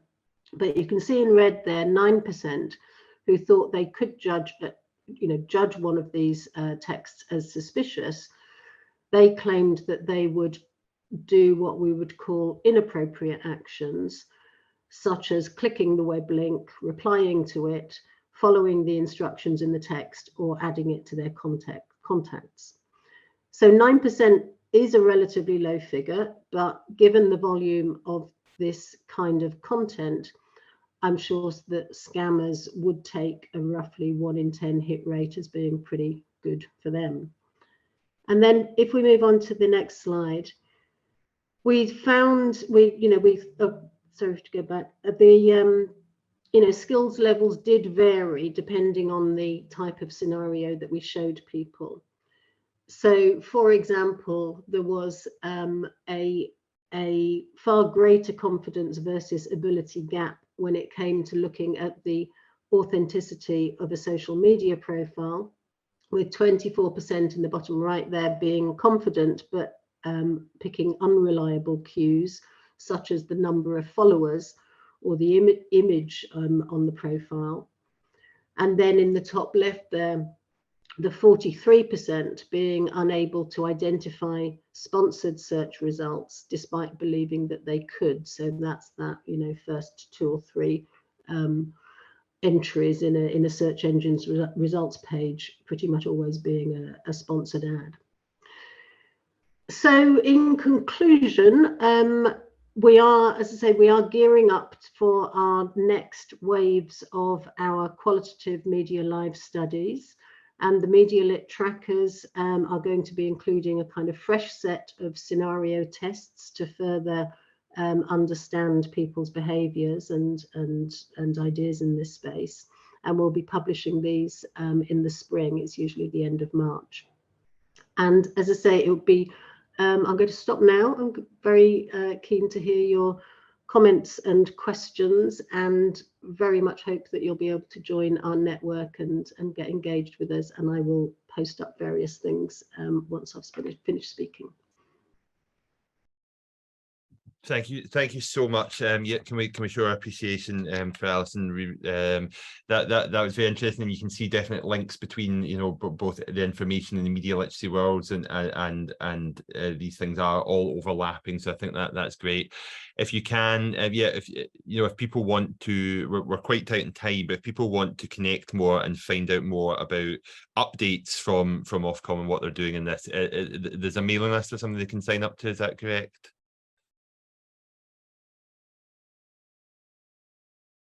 That's right. Yes, there is our network, which I'll post up in the chat afterwards, that everyone can join, and then you will get our regular bulletin, which goes out about every 6 weeks now, and that will give you information about our activities and so on. Thank you. Fantastic. So if there isn't any immediate questions, I mean, if there is any, just feel free to put them in the chat. I'm sure Alison can maybe just put them up if she is able to stay for a few minutes.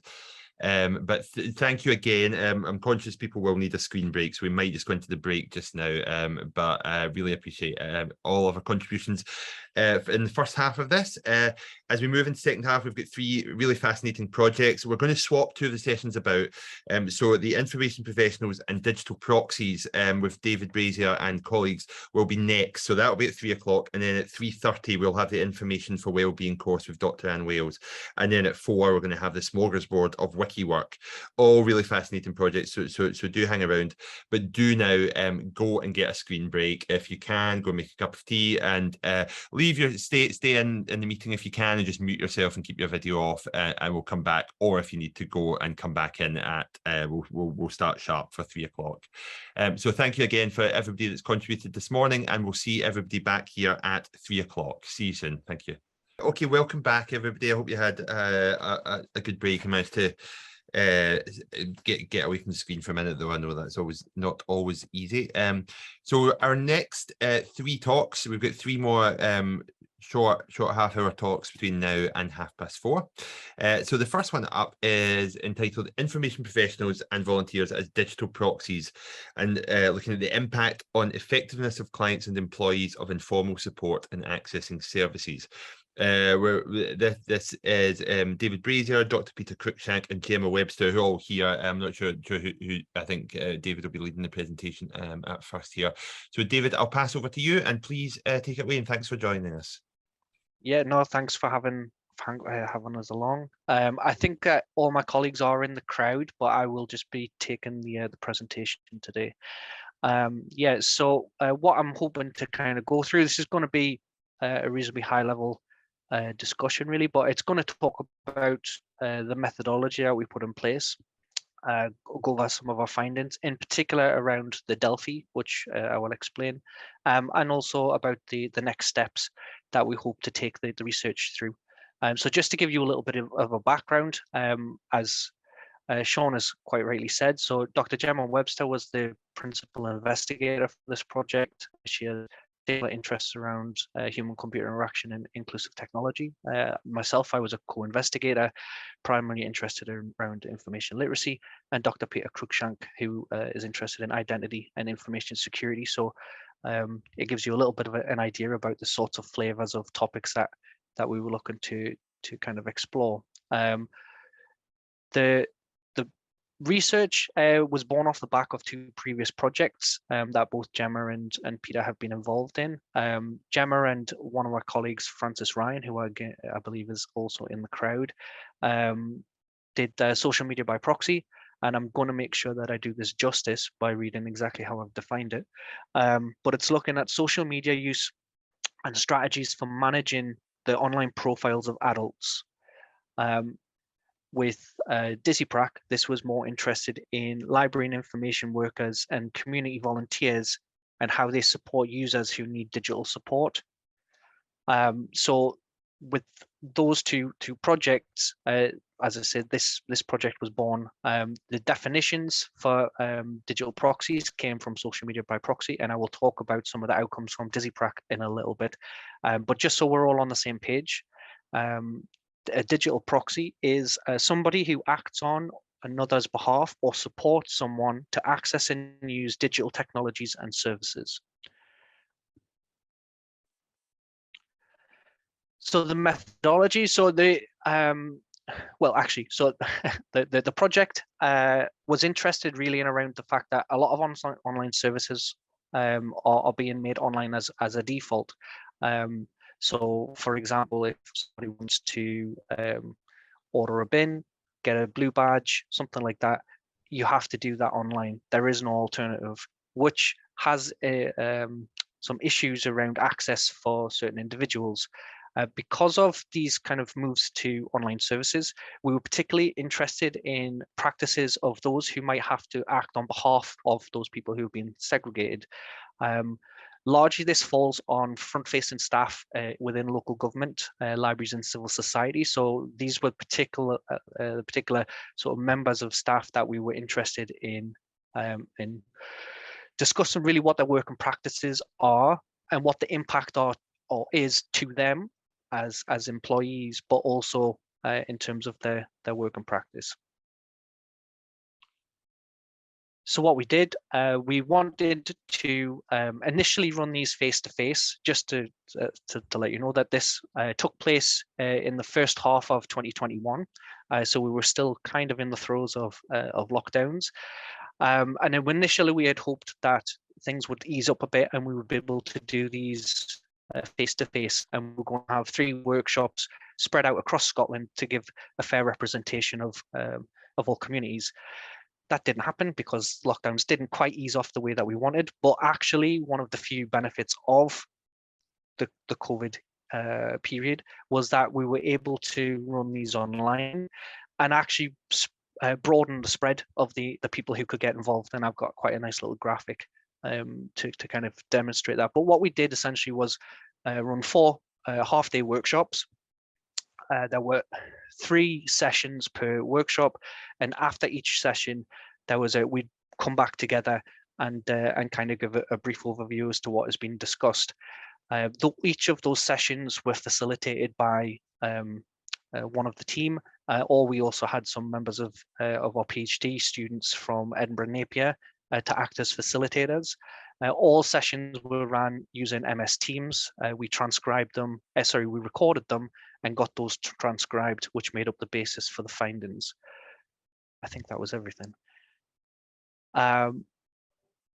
Yeah, so we had 40 people take part over the course of the 4 sessions. For the most part, these were, I don't know if you can see that, but it was librarians.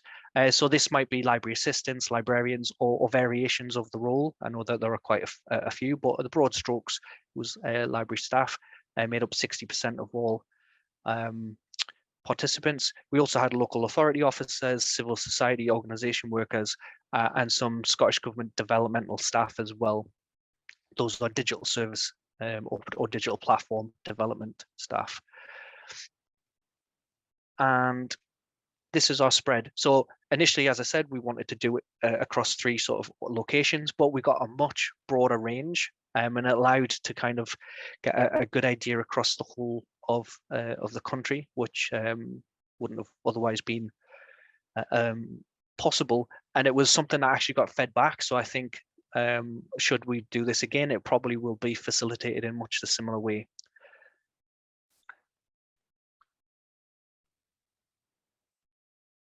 Can you see these, or can you see the pictures? You can see them okay? Yeah, it's a bit off-putting because I can just see faces along the bottom. But yeah, so again, in terms of the people who were involved, they had been in their roles for the most part quite a while, so they had a good breadth of experience in this sort of area. And well, hopefully that will show. Well, yeah, I had trouble in whittling down the findings to make it a manageable presentation, so that'll hopefully show. Anyway, going back to the DigiPrac project that Peter and Francis ran, these scenarios were based off the activities of that workshop. So basically, they had to come up with real-world examples, but hypothetical scenarios based off those, and that's what the scenarios were for our workshops. These acted as prompts towards a discussion, basically between participants within each of the sessions. So they would read the scenario and then basically relate to their own working practices and what they would do or what they have done and the challenges that they faced. And so these are just 2 of the scenarios of the 4 that were presented. The 4th one was more of, sorry, the 3rd scenario was more of a, how would they improve things? How could they do something different? And so some of the general sort of themes and findings that we've got, and I'm just going to go through just some piecemeal ones really, because there were some 50-ish general themes that came off the back of the workshops. It's only a limited presentation, so I can't go through them all. And I would just like to give a shout out to Rocio Camacho, who was one of our digital media students who did our graphics. I think that's money well spent. And I'm sure she's out there for consultation if anyone is interested. So yeah, so some of the findings that these were general themes that our participants had discussed was around digital skills engagement from participants, the complexities of technologies that they're having to deal with. There are, of course, barriers of communication. The role is often around sort of confidence building or that, you know, trying to instill that. But there were issues of transparency and guidance. There were also conflicts between policy, laws, and support, and we're going to talk about that in just a wee bit. There was discussions around platforms of use, trust and identity, and of course, the elephant in the room, COVID-19. Experience and knowledge came through quite a bit. This is both in terms of their own and participants as well. Well, not participants, my apologies, but service users as well, and time, which, well, don't need to explain about that. Platform fragmentation, and in this instance, I'm going to that's the services or the systems that are used and how they don't really interconnect. They don't really talk to each other, so there's a lot of duplication, and that's what we mean by platform fragmentation. There's quite a lot of discussion around existing policies and what could be done to improve them, and I actually can't see this part. The picture, go away. There we are. And about how they record outcomes in terms of the formal and the informal support that they're providing. The graphic indicates positive and negative because there is often, well, it will depend on the whether it's the service user's perspective or whether that's a positive or negative outcome, or whether or not the librarian or whoever it was would deem to whether or not what they have provided has been a positive or negative experience. We've also come across links to the provision and policy and resourcing of the services that were provided, and how the participants were drawn boundaries and signposting to the various services that were available. This kind of links back to some discussions that came around about external service links of support, so out with their immediate service provision, and of course digital first's impact to those areas for support. I've already talked about platforms of use, but it's also, and it's kind of linked back to the confidence building, but they were talking about empowering service users, and that was the kind of the end goal really. There's some indications for service user emotional or behavioral response, training for proxies, and service user experience, which was ultimately at the forefront of it all. So based around those themes, those sort of general areas of discussion, and there was a lot more than what I've presented, we conducted a Delphi study. And for those of you who may not know what that is, just a rough idea. So the idea with the Delphi study is that you generate statements based on your findings, and then send those out to experts for approval or consensus. And in this situation, we created 77 random or generated statements, and shared those with 11 experts. Those experts were of senior positions in essentially the same sort of sectors that our participants had come from. So for the most part, the statements came under the guise of system use, impacts of policy, and working practices.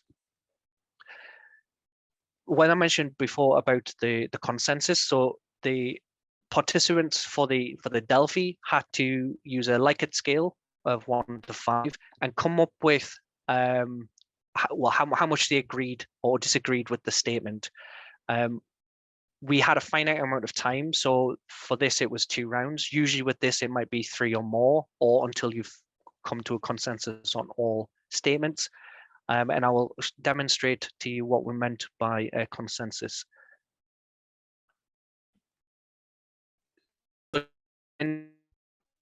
These are some of the statements that we've put forward. So the statement number 7 was, it's worth the liability of having a client's private information if it means we can help them. The participants for the Delphi would have provided on the Likert scale whether they'd agreed or not, 5 being that they agree, 1 being that they don't. So you can see the mean and the mode, we've got 3.1 or 4, which is generally a positive sentiment towards that they agree with the statement. In this particular instance, the interquartile range, the IQR, indicates that there is no consensus.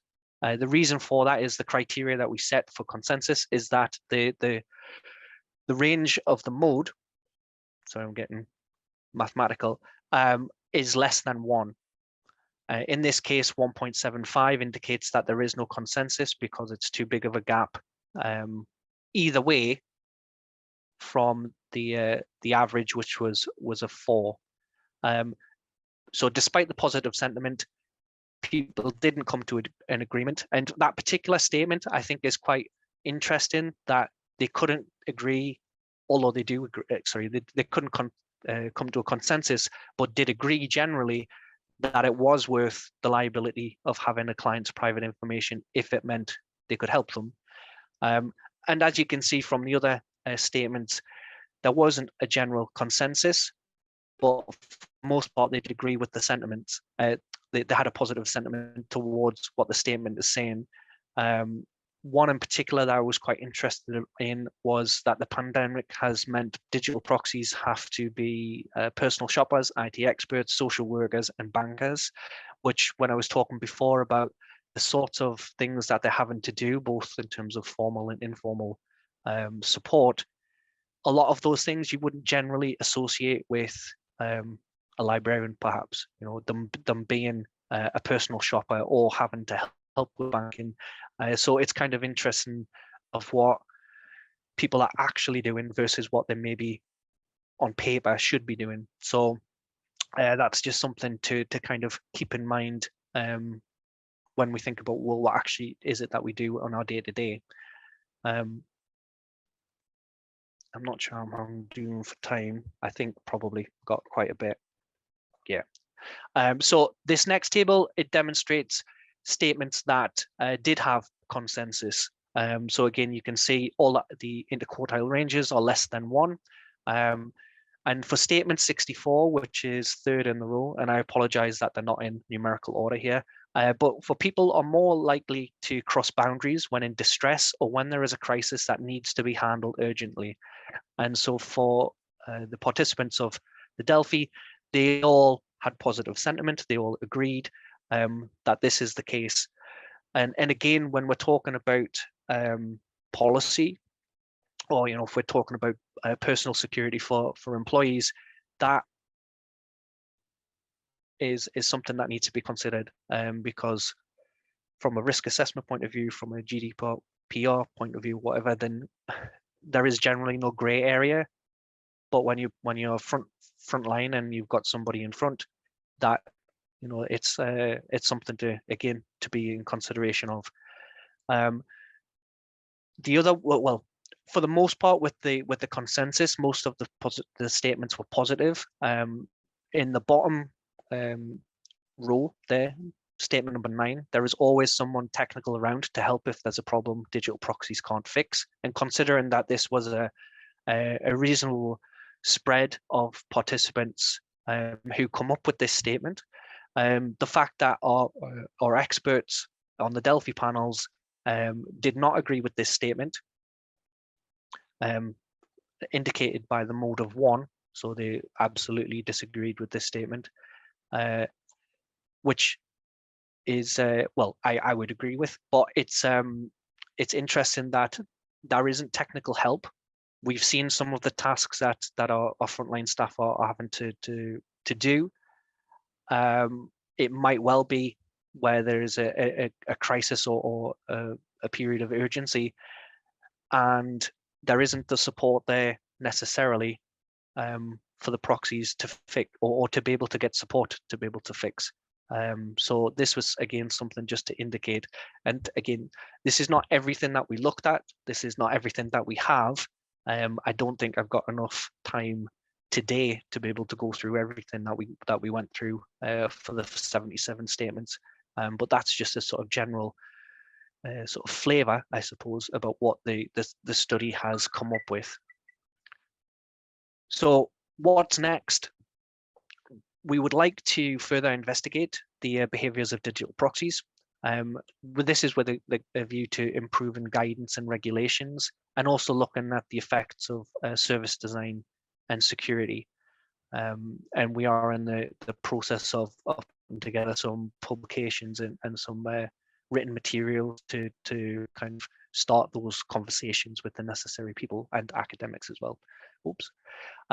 Just as a sort of plug, shameless, I know, but if you know of anybody who might want to be involved, or if you want to be involved yourself, we are looking for librarians or frontline staff who engage with people in supporting access and digital use, digital services use of technology.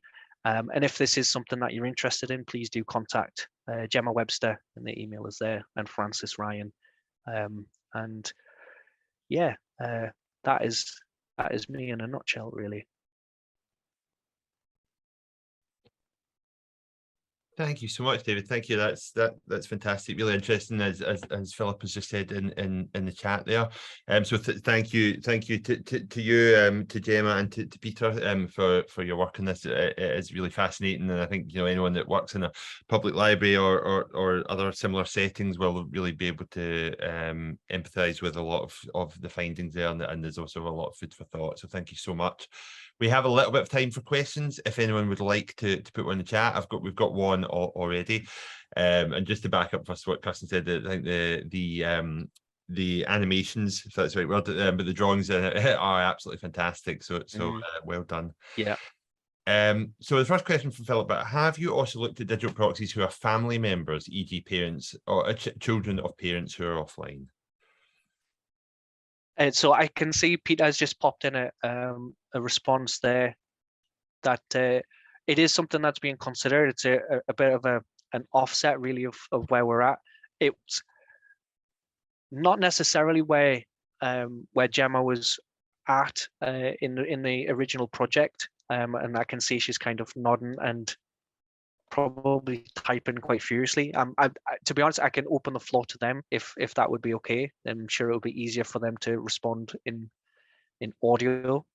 Yeah, absolutely. So yes, the social media by proxy project initially started with a focus on families doing it, and it's when we started looking into that we discovered that it wasn't specifically just families, that librarians and other support networks like volunteer groups and things like that were a massive part of the digital proxy role as well. So, and it's one area that myself and Francis are continuing to look at, as well as the wider role that Peter's answered with.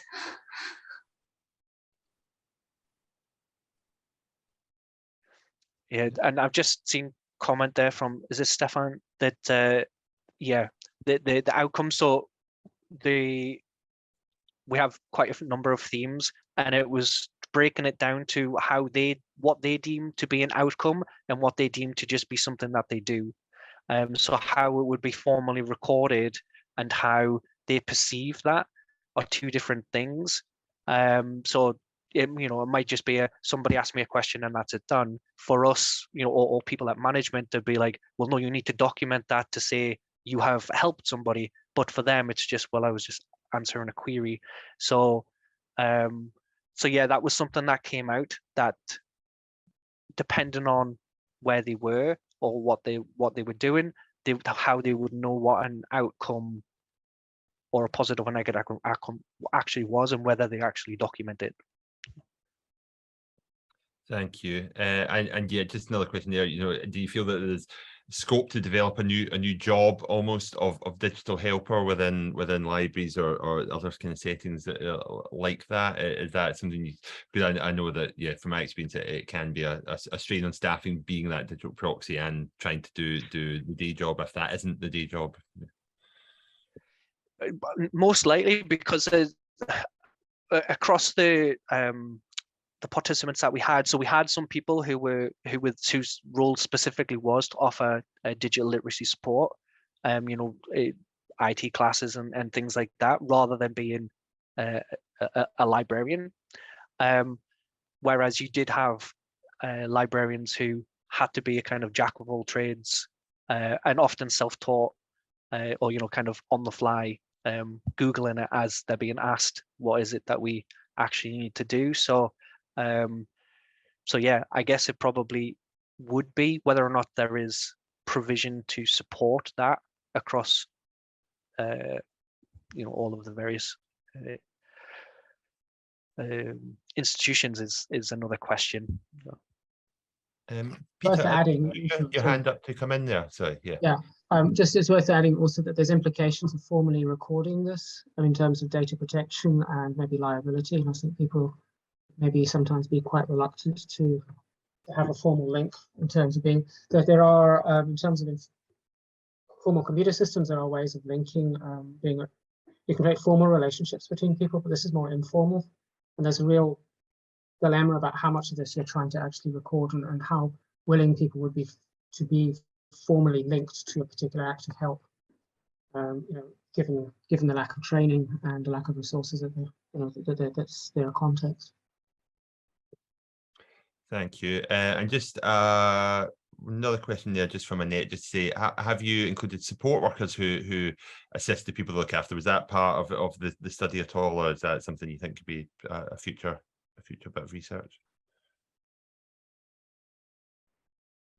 Well, in DISIPRAC, we were talking to people who are working as support workers and so on. And yes, it's again, it raises all sorts of challenges, because there are some people who, some of their clients will absolutely never be digitally literate. It's just not their nature, not where they are in their life. And it's just like, does that mean the support worker then is basically taking on the whole data protection risk around allowing them to claim universal credit or whatever? It's some really interesting issues. And thank you. So, Gemma, I've just seen you also answered that as well, so I should learn to read ahead in the comments as I move on. Okay, so I'm just looking down. I think that's all the questions we have. Fantastic and interesting work, and please do particularly around that request for how librarians or library staff can get more involved. If there's anything that we can share as CILIPS out across the wider library world, please do let us know, because we do newsletters and things like that go out. So we're always happy to amplify a call. But can I just ask everyone to show their appreciation for all three people involved in that research, and David for presenting it so brilliantly. Thanks all. Okay, so thank you. Now we're going to move on to the final two sessions. The first one up, we're delighted to be joined by Dr. Anne Wales. Anne will be talking about Information for Wellbeing course, which is empowering communities through digital information and health literacy.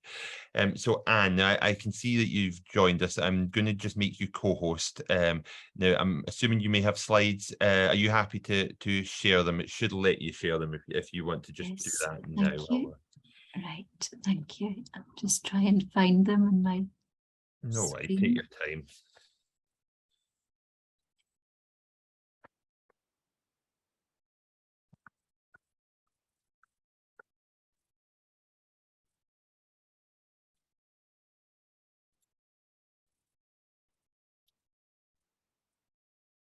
And yes, just as Peter says, thanks also to Frances Ryan for her involvement in the project. Okay, Anne, thank you very much. I can see your slide, so I'll let you take it away from here. Thank you. Thank you.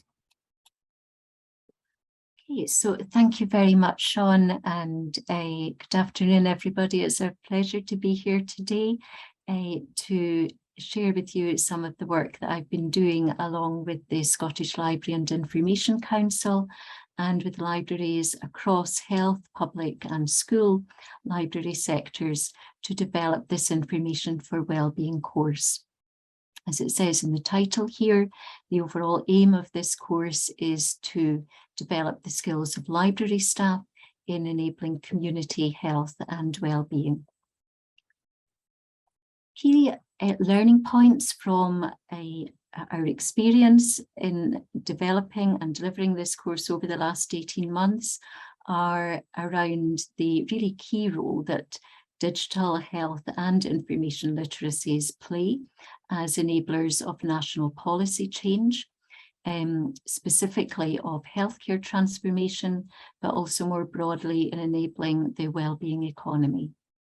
Secondly, we've learned a huge amount about the value of cross-sectoral collaboration in design and delivery of literacy courses. And thirdly, about the importance of co-design and continuous improvement in this development. And these are messages that we'll take through to other projects in health and wellbeing as well. So the starting point really for developing this course is thinking about what determines our state of health and our well-being. If, like me, you've worked in and around the NHS for many, many years, you tend automatically to think that the key drivers of health and well-being are health and care services, these items that are highlighted in the dark blue boxes here. But actually, the evidence tells us that medical care as such accounts only for 10 to 20% of the contributors to healthy outcomes for a population. The factors that influence our health and well-being most strongly are social and community factors that you can see in the red circle in the middle here, the factors that most closely influence individual health and well-being are around information, being part of your community, your family and other relationships, communication, opportunities, and also education and the social environment in which you live.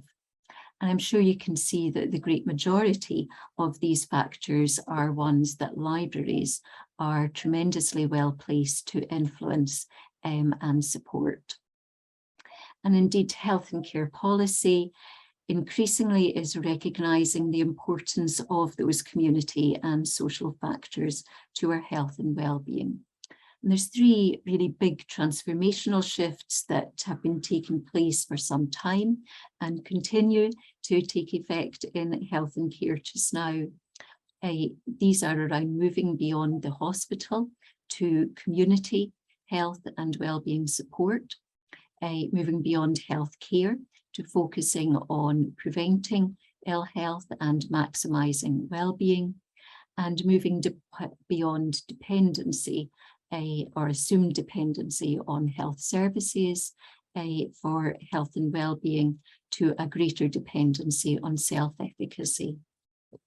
This little animation over here, I think, illustrates that shift or these shifts quite nicely, moving from our traditional focus on hospital treatment as the key determinant of health and healthcare to these other activities around prevention, early detection, follow-up and independent living that all take place in the community and are dependent on a whole range of forms of community support. So in a nutshell, some of the key goals of healthcare transformation currently are around independent living, prevention and early intervention, self-management and well-being, and delivering care and well-being support in the right place at the right time. So all heavily centred on communities and community support. Key enablers of these goals are around services and support such as information and communication that empower and activate citizens and communities. Also around partnership working between health and social care statutory services with the third sector, community services and other agencies. And the third key enabler is around exploiting the full potential of digital technology. And over here, we have an infographic from the current digital health and care strategy, which for the first time recognises the role of libraries in all three of these enablers in supporting health and well-being in the community. So great to have achieved that recognition for libraries. Our collective force for health and well-being action plan is a plan that sets out how libraries will work together to play that full role, realise their full potential in that transformation of health and social care. The plan has been developed jointly by the organisation I belong to, the Digital Health and Care Innovation Centre, SLIC, and the Alliance, which is an umbrella organisation for third sector organisations that support self-management and long-term conditions. And this plan in itself was, in fact, the key persuader for Scottish Government, highlighting that role of libraries in the digital health and care strategy.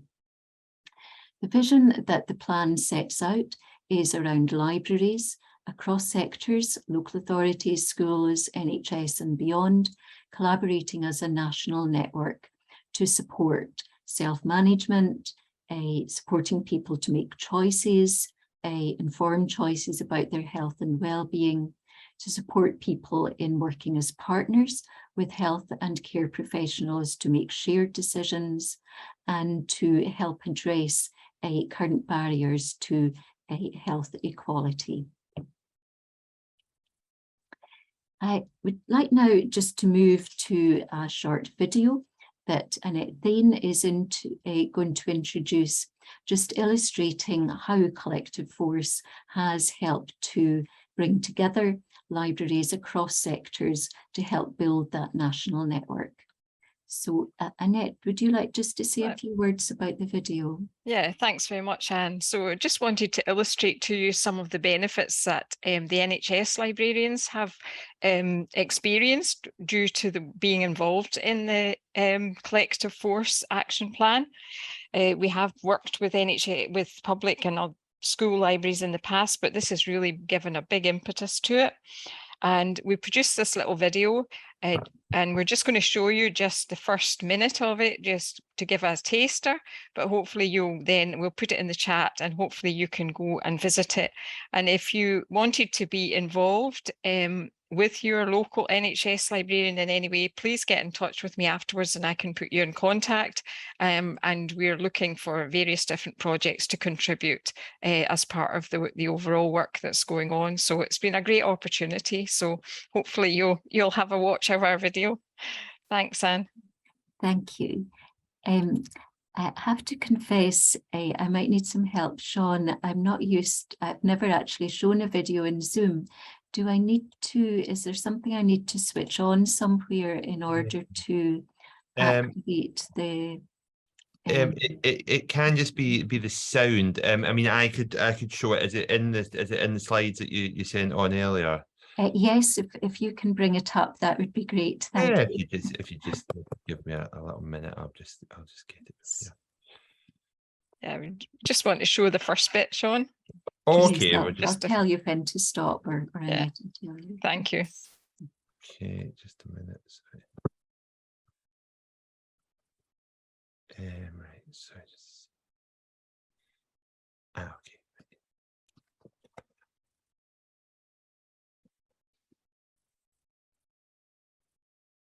Okay, I've located the video and then I'm just going to share screen. So just a moment.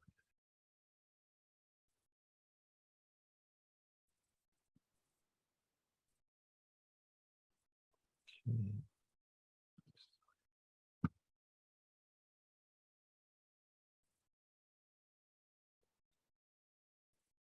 There I'm having a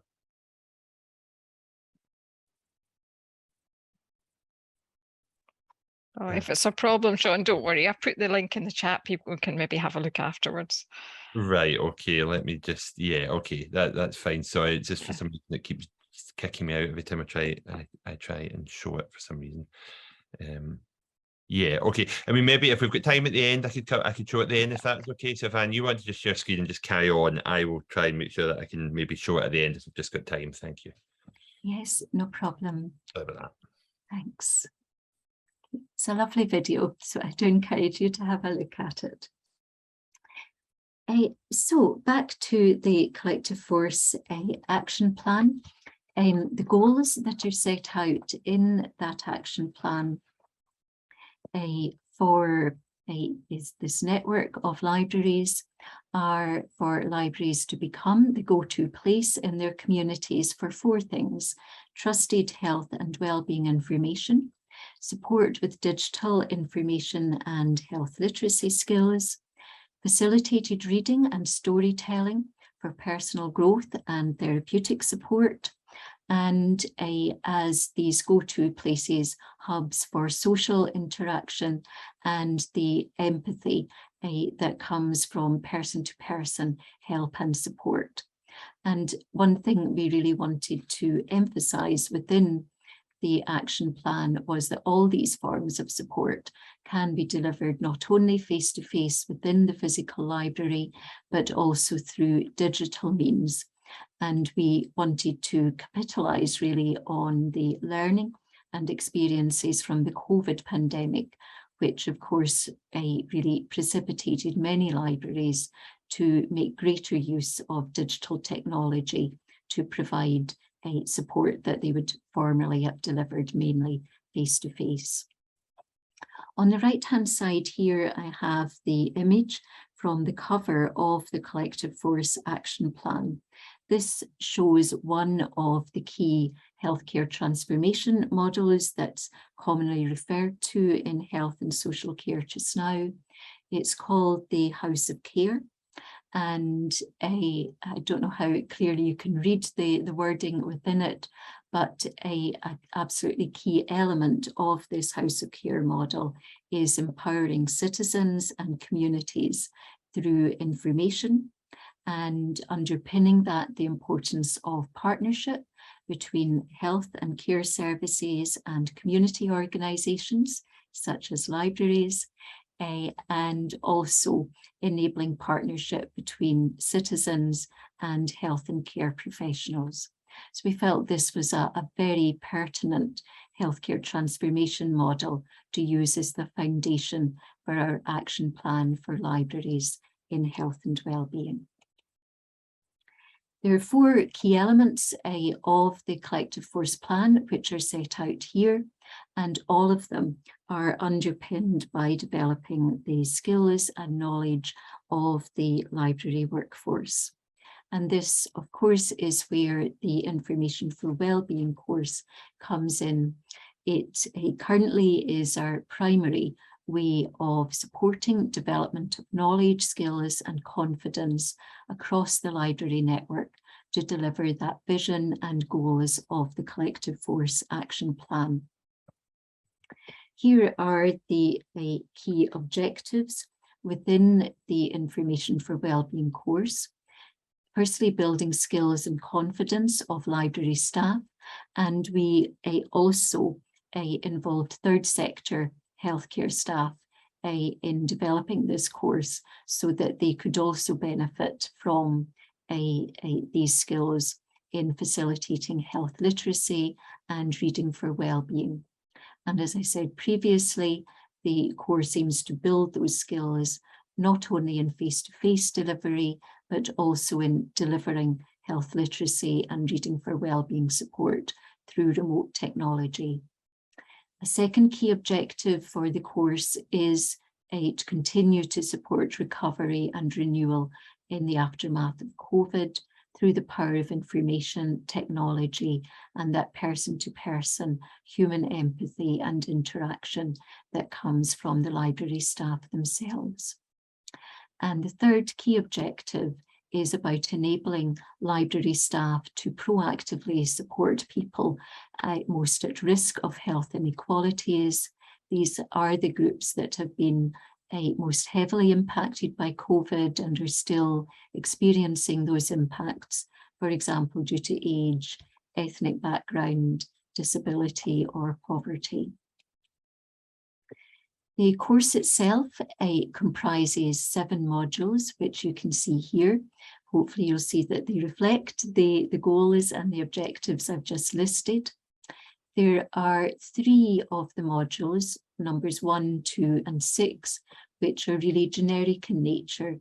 They're not specific to healthcare. They would be relevant to any aspect of library work. And then there are the 4 other modules that are specific to health and well-being, health literacy, providing quality assured health information, words for well-being or bibliotherapy, and addressing health inequalities. The course was developed by a group of librarians with some research support input. It's been developed as an interactive website, and it's freely available for anybody to use. It's out on the internet. You don't require any registration or login to use it. We piloted it in the autumn of last year with 42 learners and 9 facilitators of the course. As a blended learning course, it contains a mixture of self-directed e-learning with quizzes and summative assessments at the end of each module, but it also includes reflective exercises that can be used for self-reflection or can be used in mentoring and group coaching settings. So the facilitators within the pilot course really facilitated that group learning based on the reflective exercises and generally supported the learners through the course. We had engagement across multiple sectors, which was really good to see. Public school, NHS library, Scottish Poetry Library, and a few third sector staff as well. 93% of the learners who signed up, so almost everybody, completed at least 1 module and assessment. I'll just show you some highlights from the results of the pilot. Overall, very positive. We found that learners' readiness to support people with information for well-being increased very substantially from 6%, which was really quite remarkably low before taking the course, to nearly 60%, 59% after undertaking the course. And that's bearing in mind that, of course, not all learners undertook all modules. They were able to pick and choose the ones that they were most interested in.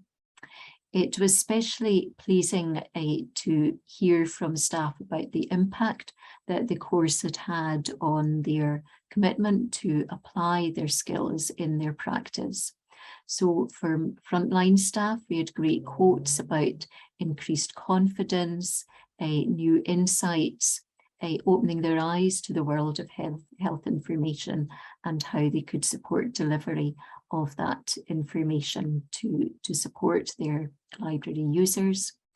And we had many managers undertake the course as well as frontline staff, and they gave a very constructive and positive feedback about their plans to use the course for service development and for formulating their health and wellbeing strategy. So a lot of positive affirmation. We also found through our post pilot evaluation that each of the modules did have a positive impact in the areas that the area that module was designed to support.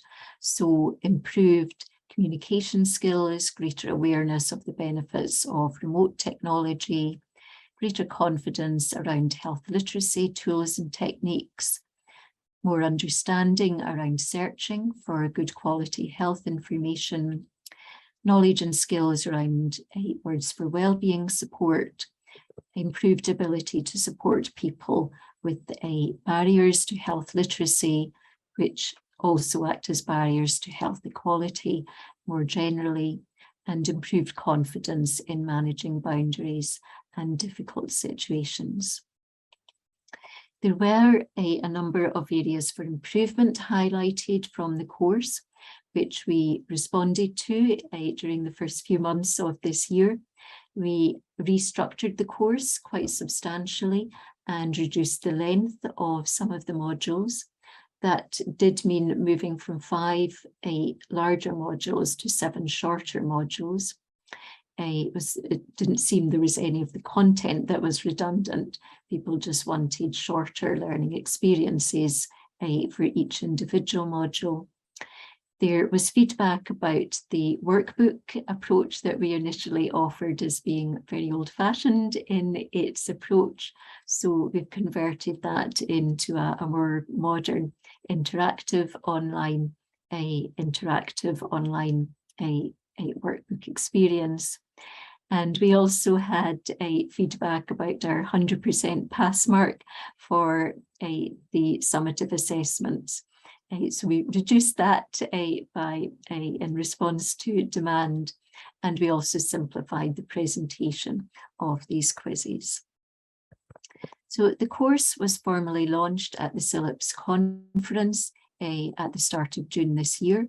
And since then, I'm pleased to say we've had good uptake in many months. Is that June, July, August? So three months. So a good number of learners you can see participating in the e-learning self-directed modules.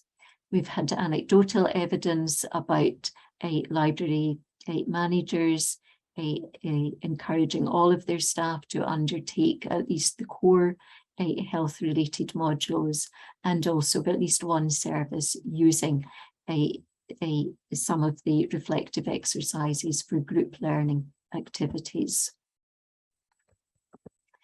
The course is also proving to be, as we'd hoped, a really key underpinning for several of the Pathfinder projects that are being taken forward under the auspices of the Collective Force for Health and Wellbeing Action Plan.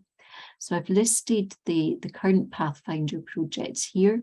Hopefully you can see that they do all meet that criterion around partnership working between libraries, health and social care and third sector organisations to support delivery of health information and health literacy.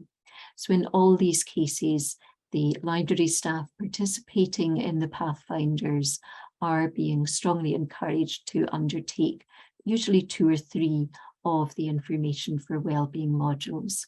So really pleased that the course is demonstrating its value in taking forward these strategic developments. I'm hoping that I can now show you just for the final word, 1 minute of a video from North Ayrshire libraries on their experience of the course.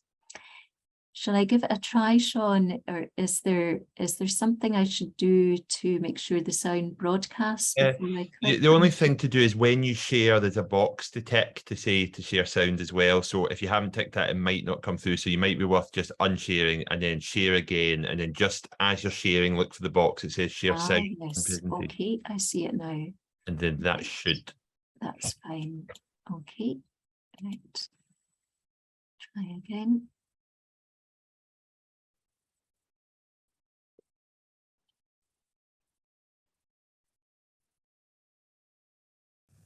My name is Alison McAllister, Library and Information Service Manager with North Ayrshire Council. We were delighted to support the Information for Wellbeing pilot as participants and as facilitators. This built on previous work with co-creating libraries for wellbeing and other self-management projects. The focus for the online resource was health literacy and words for wellbeing, and this allowed staff to learn new skills and to be more comfortable working with our customers on their health and wellbeing journey. Many staff enjoyed looking at particular health websites and also at the guidance for remote technology. Many of them hadn't heard of Words for Wellbeing before and were particularly interested in this and found it very inspirational. Thank you for the opportunity for being involved. Thank you. And I think that's a very nice note just to finish on. I've got a couple of QR codes here if you do want to go direct to the website. We have a nice digital flyer that you're welcome to circulate, and also a QR code for the video that I've just shown you. So thank you for your time. Happy to take any questions. Thank you so much, Anne, and thank you, Annette, as well, for your contribution there as well, and let's show our appreciation. But for everyone involved in that, it's a fantastic piece of work, and thanks also for launching at the CILIPS conference. We were delighted to have that, and it's so good to see that it has been having an impact and gone on from strength to strength from there. Now, does anyone have any questions around this work or anything? I think just in case I've missed anything, I think Kirsten's been putting various links in there. The link to the other video is there, so yeah, do take the chance to watch that if you can, and because it is a good video. I ended up playing on my computer in the background there, and I couldn't stop it, so I can vouch for it being a very nice video. So please do go and watch it. I think if there's no questions, then we'll probably move on and just say thank you again. And if there's anything, if people want to find out more about the course or access it, can they just access that via the QR codes? Is that the best way, or they can? Yeah, or the link that I've put in the slides. Yes. Yeah. Brilliant. Thank you. Well, I'm sure you'll have people contact you, and we'll share any information we can after this in the roundup. So thanks again. Thanks again for joining us, Anne. And if you are able to stay, then please do. But if not, then thank you very much, and it was good to see you. Now we're just going to move on to the final session, and now I think we've got Sara here, and I'm not sure if we've got Ewan or not as yet. We do, right? Good. So if everybody's here, just before we start, because we might have to wrap up quite quickly at the end. Just want to say a quick thank you for everybody that's been involved today, and also a quick thank you to Anne Noble for helping us plan the programme, and Cleo Jones, who both helped at the planning stage and suggested a lot of the speakers today. So thank you to them as well.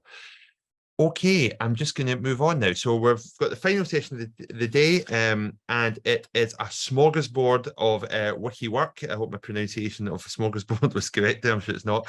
And we're joined by Dr. Sara Thomas, who is the Scotland Programme Coordinator for Wikimedia UK, Ewan McAndrew, who's Wikimedian in residence at University of Edinburgh, and I think we're also going to have a video from Gavin Wilshaw, who's Digitisation and Digital Engagement Manager at the University of Edinburgh. So thank you all for joining us. Now, Sara, I've made you a co-host. I'll make Ewan a co-host as well, because I'm not sure who's sharing slides, but both of you have got the option to share slides if you like.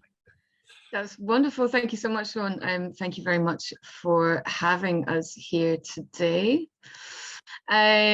So yeah, we are going to present to you today a smorgasbord, or a short collection of tapas, about the Wikimedia projects, Wikimedia information literacy, and how we have gone about it.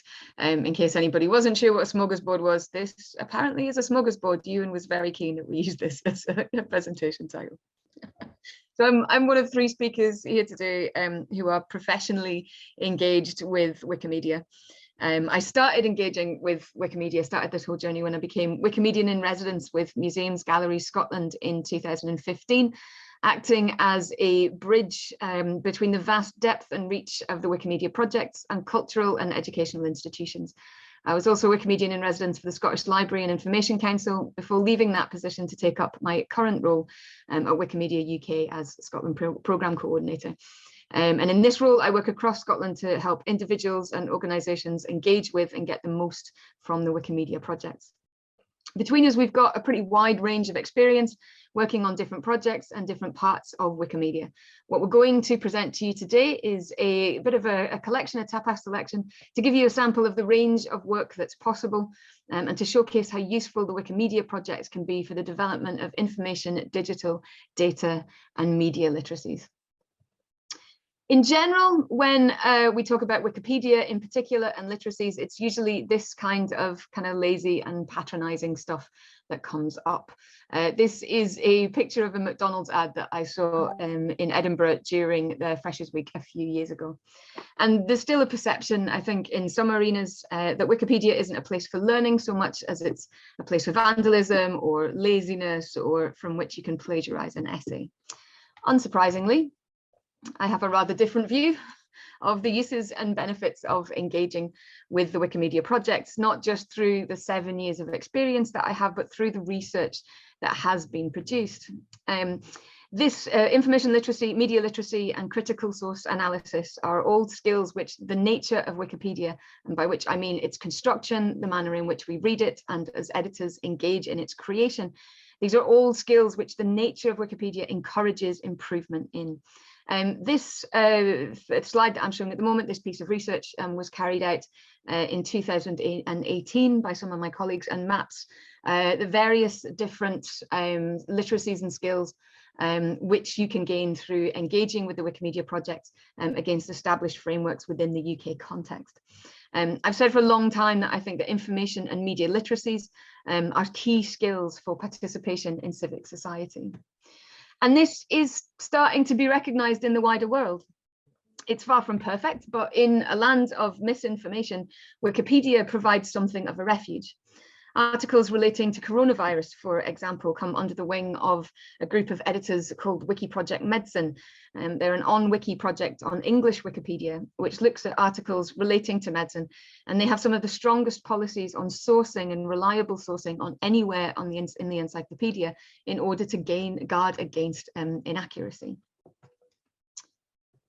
So Wikipedia may be the encyclopedia that anyone can edit, but that doesn't mean that you can say just anything. And to quote, Wikipedia is part of the current public sphere and has the unique potential to facilitate a more equitable production of knowledge through commons-based peer production and the provision of virtual spaces for discussion. Wikipedia defends itself as a kind of intellectual democracy because it is ostensibly based on the principles of rational deliberation, consensus, and negotiation. Wikipedia has no adverts and never will. It is volunteer run, strongly discourages paid editing, and certainly on English Wikipedia, which accounts for around half of all monthly page views of all the Wikimedia projects, has particularly strong policies and norms around conflict of interest editing. But the word ostensibly in the above quote is important here because for all that Wikipedia offers a model which has a great deal to recommend it, it is not, nor will it ever be perfect. It is a space like all spaces made by the community and therefore subject to the hidden biases of that community. The paper that I'm referencing here, that's up on that slide, talks a lot about the issues that Wikipedia faces with regard to the male-dominated nature of many Wikipedias and how that affects knowledge equity. But we are able to discuss this in part because the construction of Wikipedia is transparent. Very little happens behind truly closed doors, and the community relies on consensus-based decision-making. So my advice is this: be as critical of all sources as you are of Wikipedia. Wikipedia is never finished. It is a constantly evolving, constantly changing entity. It can be as up-to-date as the sources upon which it relies are. It can also be wrong, much like any source can be, but we are perhaps more prone to be source critical when that source is Wikipedia, or more correctly, when the conditions of production of that source are open for all to see, and indeed in which all can engage. But the point of this is not to discuss how reliable Wikipedia is or isn't, but to point out that all sources have issues and may be unreliable. And I posit that engagement with Wikipedia encourages the development of information literacy. I think we should be as critical of all sources as we might be of Wikipedia. So what does this mean for learning? The paper that I'm referencing here on the screen was written by Dr. Alison Littlejohn on the Editathon. An Editathon is an event where Wikipedia editors get together, learn how to edit and edit Wikipedia pages on a particular subject. And she did a couple of pieces of research on editathons as spaces for learning and the process of becoming a Wikipedia editor. Her paper is really, really interesting in many ways, but the standout quote for me for the whole thing is learning becomes personal, triggering forms of agency. And in this process of creating knowledge, how we become empowered, we become almost not activists of knowledge is a phrase myself and Ewan use a lot, and have this sense of control. We go to be an active producer of knowledge rather than a passive consumer of it. And this activism, this learning kind of happens in the background. The key skills that we learn through engaging with Wikipedia in terms of writing it are to do with source analysis, data literacy, learning about what constitutes a reliable source, how to cite something properly, learning about copyright and how to avoid plagiarism. So what does this kind of look like in practice? What does this look like in a community setting? This is a group called Protests and Suffragettes. They are a community group based in Glasgow and who do research a lot on the Clydeside, a lot in Govan, and about the history of protests in Glasgow and the history of Scottish suffrage and suffragettes. What they've started to do over the years, once they kind of got interested in Wikipedia, was to make Wikipedia part of their workflow for when they were making any sort of new research, any sort of new archival research, that they would start to then go and upload that onto Wikipedia. And it's been a really interesting journey to watch them go on as they pair those who are more digitally skilled with those who maybe have more skill in archival research, and pair those literacies, those skills together and learn together.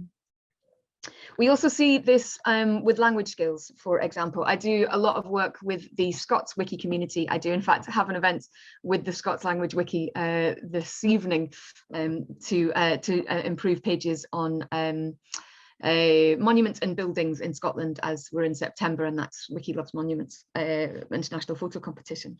And what's happened there, what's been really interesting there, is that over the last couple of years, as we've done more and more of these editing events, is to use Wikipedia as a site upon which people can improve both their digital skills and their language skills.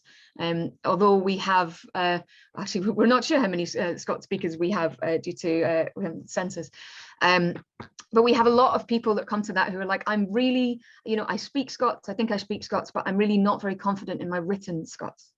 And therefore, through writing Wikipedia articles, through sharing a screen and editing in that kind of social aspect, people are improving their language skills, but then are also improving their digital skills, are also improving how they can put these things together, how all on the basis of this Wikipedia article.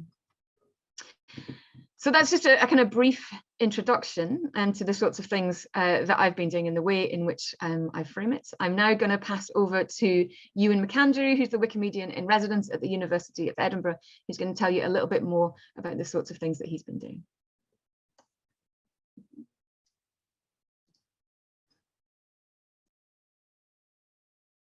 If you can hear me and see my screen. Yep, all good. Okay, that's the main thing. Okay, so as Sara mentioned, we've been working together for a number of years now. My name is Ewan, and I support Wikipedia work at the University of Edinburgh. So first thing, why work with the free and open Wikimedia project in a higher education institution like the University of Edinburgh? Well, because our student society, USA, our student body, challenged our senior managers to think how we could share our resources more openly for the good of the university, for the good of our students, and for the good of the wider open knowledge community. So for that, it was decided we needed an open education resources policy and staff to support this policy as part of an OER service supporting the whole university, and a Wikimedian to help embed open practice. So that's where I came in. the role is positioned alongside other digital skills trainers, academic support librarians, and learning technologists as a form of a multiple return on investment, because we see it as supporting our key institutional commitments to sharing knowledge openly, to developing information literacy among our staff and students, and instilling the digital and data literacy skills requisite for today's digital economy and tomorrow's digital economy. But also because we have this important commitment to equality and diversity and inclusion, and facilitating conversations around representation online or the lack thereof is really important, and empowering our staff and students that they can do something to improve it.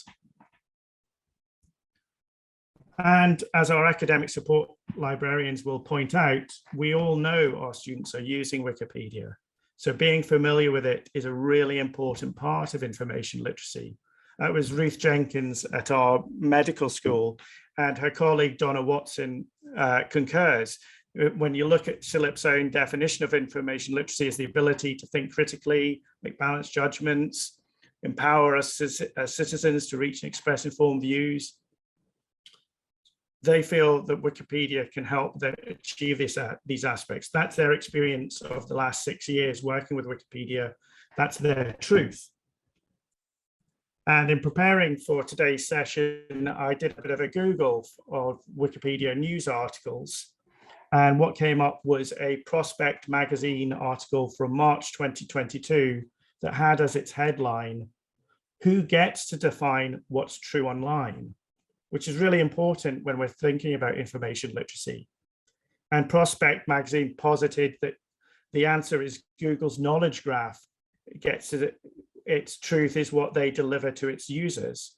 And that's descended primarily from Wikipedia and Wikidata. And Wikipedia, this is the quote, is the remarkable participatory encyclopedia that in the past 21 years has become a core part of our collective knowledge infrastructure. So if search is the way we live now, then Wikipedia and information literacy involving Wikipedia is a big part of what we need to do at the university. That was our starting point in many ways. And this was our very first Wikipedia editing event way back in February 2015 with Dr. Sara Thomas at the back of the room there. And it was focused on creating and improving Wikipedia pages related to the Edinburgh 7, the first women students to matriculate at a UK university. And since then, we've never looked back.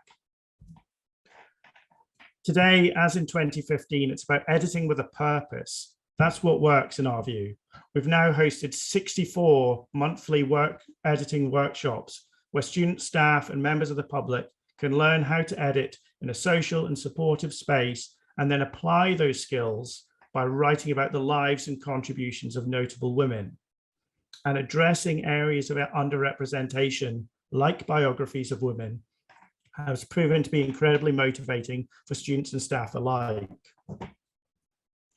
We're changing the way stories are told, because the ability to come together to share the lives and contributions, so many missing from our search results, whether it's about the Edinburgh 7 or the 19 women chemists who petitioned the Chemistry Society in 1904 for admittance, or the Eagle House suffragettes returning from being force-fed in Holloway prison and each planting a tree to mark their struggle, or the Scottish suffragettes, or even whether it's remembering the individual human stories of the women persecuted during the Scottish witch hunts. These histories are all worth sharing so that others can discover and learn from them. And to do that vitally important digital labor, and also be able to find that you're learning important information literacy skills too, and that it's motivating, fun, addictive as hell, collaborative, and an academically useful experience all at the same time is huge. So we need to reframe Wikipedia and education away from this abstinence-only model and think about Wikipedia as a form of learning technology and what we can achieve from actively engaging with it and contributing fact-check knowledge to address important information gaps. I'm going to give you 4 example in curriculum work. Global health challenges, postgraduate students come together online and group evaluate short stub Wikipedia articles related to natural or man-made disasters, so like Craig Revel Horwood there, related to a natural or man-made disaster, and proceed to research the topic and improve each article's coverage by 1,000 words. And here's the 2020 Assam floods as an example of their work, with new sections added on health challenges, relief efforts, and more. Reproductive biology students have, for the last 7 years, group research reproductive medical terms not on Wikipedia, and they come together to group publish and present on their efforts each September, addressing important health information gaps. And as the BMJ stated in one of their recent articles, enriching Wikipedia content is a powerful way to improve health literacy. And an example of their work is this article on high-grade serous carcinoma, one of the most common and most deadly forms of ovarian cancer. And it didn't have a page until our students wrote it. It's now been viewed over 150,000 times. Masters in Public Health students worked with Professor Devi Sridhar and Dr. Felix Stein, improved content on public health and global health related articles by 200 words using recent review literature. And edits to the pages they've edited, like obesity, are now viewed somewhere in the region of 3,000 times a day on average. Fourth year history of art students have worked in groups to use their art history research to evaluate and improve the public's knowledge of Islamic art science and the occult by adding 500 words to Wikipedia.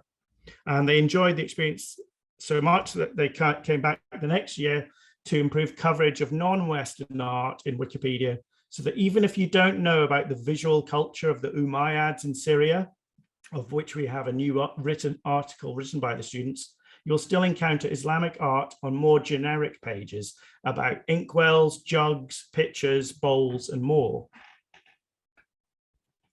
Dedicated project work has proven to be highly motivating for students. They recognize they can do a power of good by contributing or helping others to contribute. Since 2019, we have hosted student internships to create open data maps of Scotland's accused witches, and we're doing more work this summer. We've hosted a Women in Red intern to improve gender history on Wikipedia, and had 3 students create a new website to pull all the best resources together into a one-stop shop so that anyone can learn very simply and effectively the how and why of Wikipedia and its sister projects. And the website is at tinyurl.com/wiki-UOE, which is Wiki University of Edinburgh. And Hannah, our classics undergraduate who created 20 short videos that are on YouTube and embedded in this site, recently won an Open Education Global Award for Best Student Project for her work. We've also worked with Professor Diana Payton and the History Society students on an extracurricular project during lockdown to re-examine both the legacy of Scotland's involvement in the transatlantic slave trade, examining articles like Henry Dundas, but also to provide a more positive examination of Black history in Scotland by creating pages like Jesse Ewing Glasgow Jr., who is a Philadelphian-born African-American intellectual and student at the University of Edinburgh, who authored the radical pamphlet on John Brown's Harper's Ferry Raid in 1859. What we find is that work begets other work, and that project led on to funded project work on the Student Experience Grant, where we had 3 student researchers working 1 day a week for 14 weeks to look where the gaps were on Wikipedia and where we had a rich story to tell in terms of LGBTQ+ history, Black history, gender history. And this culminated in an end of project hybrid event to raise awareness and crowdsource the creation and improvement of pages that they'd researched from all across the UK. And we've now got new pages on the Lothian Gay and Lesbian Switchboard, the Leith Sugar House, accused witch Margaret Dougal from Alloa, and karate sportswoman Dr. Chloe McLean, among other many notable sportswomen that didn't have a page until this project. And finally, we also have an Edinburgh Award, which runs for 50 to 80 hours from October to March. This is run in collaboration with our careers service and is a program that allows students to get official recognition for their involvement in extracurricular activities and demonstrate their digital capabilities to employers. The pilot run over the last year had 6 students complete the work, evidencing that the significant impact to Wikipedia and culminating in 30,000 words and over 50 images being added in such topics as women in astronomy, young British artists and the artworks of Helen Chadwick, African diaspora in Latin America, and images of Scottish castles and churches. And we're looking to begin again in October 2022. But here are some of the topics that they told me they were motivated to write about: women, mental health, STEM, COVID-19, local history, politics, female artists, LGBTQ plus history. Not everything is online, far from it. And I take encouragement that our students understand this and are better informed online citizens and committed knowledge activists as a result. This is what we see as gained, therefore. Competencies important for graduate employability in life. What do we want the modern graduate to be? Asked Professor Michael Seary, a chemistry lecturer at the university, who was previously a Wiki skeptic and now a converted Wiki convert. And the answer is this: we want them to be informed, digitally literate, critical thinking, knowledge activists. And now I'm going to hand over to Gavin to take the relay race back home. So hopefully this will work. If I stop sharing for a moment.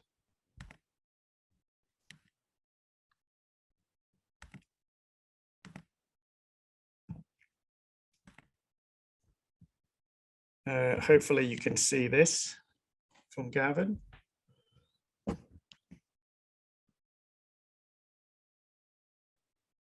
we'll see if you can hear him. Might take a second for his video to come up. There he is. So let's just. Yep. So hi everyone. Can you hear that? I'm the Digitisation and Digital Engagement Manager at the University of Edinburgh Library. So I manage the team that digitises and looks after all the library's digitised heritage collections, which we do for research and teaching and learning and engagement. So thanks very much for having me to speak today. I'm sorry I'm not able to be there in person, but I'd just like to talk for a few minutes about 3 projects that I've been involved in, which demonstrate, in my opinion, how the Wikimedia projects can be used to improve people's information literacy.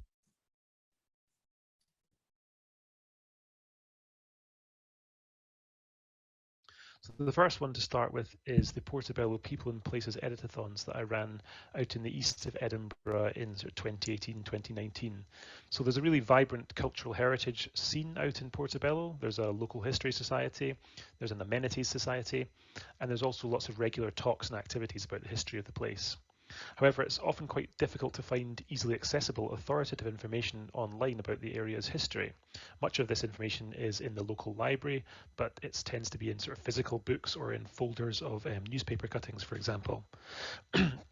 So to combat this, I decided to run some Wikipedia editathons at the local library to train people up in editing and also bring this important historical information out of the books and folders and up into Wikipedia so that it could be accessed by anyone online.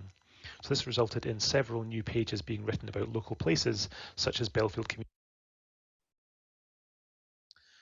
The second of these was a project that I ran while I worked at the National Library of Scotland during the first lockdown. So we uploaded several thousand Scottish chapbooks to Wikisource, which is Wikimedia's library of out-of-copyright digitised books, in order to use the platform's inbuilt transcription tool to improve the quality of the book's OCR transcriptions.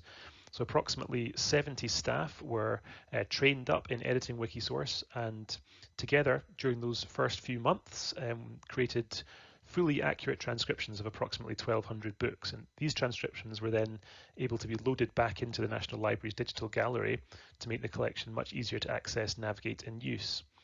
And I think participation in this project really gave people lots of new skills in a number of areas such as digital literacy, project management and teamwork. And the third project was to highlight the Wikipedia Access to Industry initiative, which I'm working on with colleagues at the University of Edinburgh Library. So Access to Industry is a charity which works with individuals to overcome personal difficulties and supports them into education and employment. And we've been working with a cohort of volunteers, teaching them how to write articles on Wikipedia, particularly ones about the library's collections, and also providing them with new skills to help to boost their employability. So volunteers complete stage 1, which is Wikipedia training and editing, and then move on to stage 2, where they Wikisource, where they helped us to transcribe digitized collections.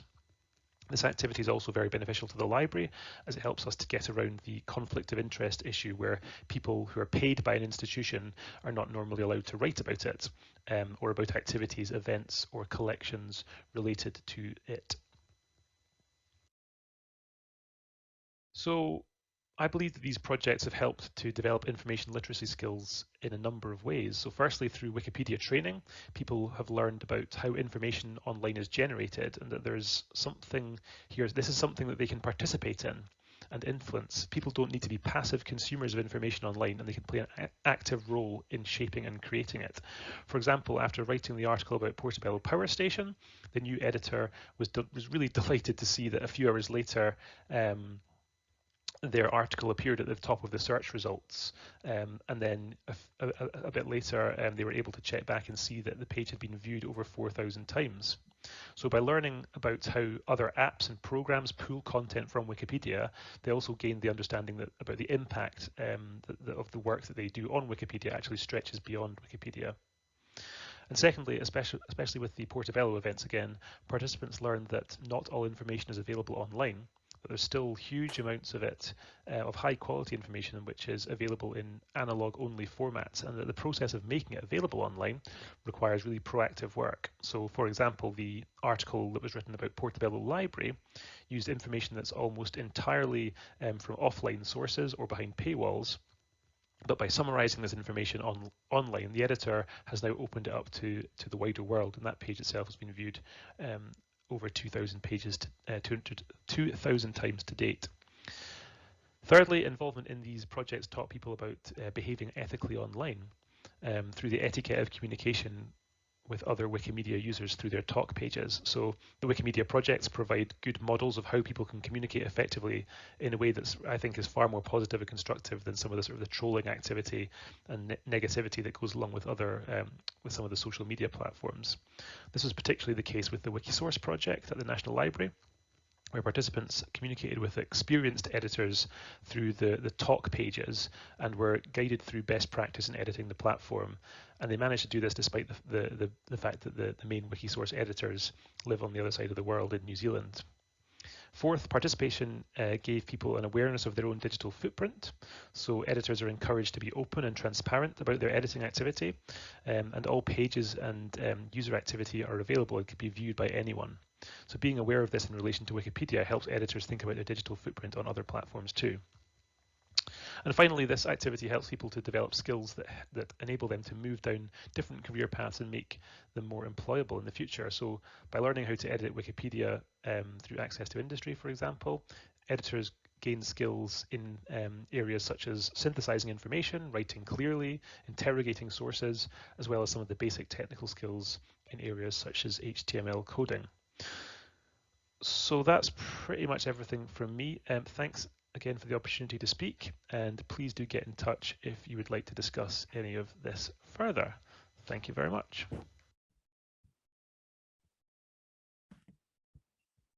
Okay, I'm now going to hand back to Sara for her closing remarks.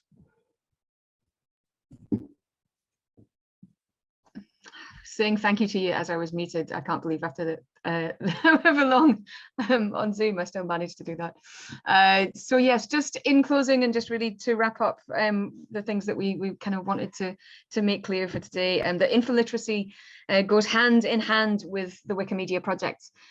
You don't have to know everything to start. Engaging with Wikimedia supports the development of digital skills and is an impactful route for public engagement. Getting started sometimes might be the hard part, so bite size is definitely the way to go, and there is support out there.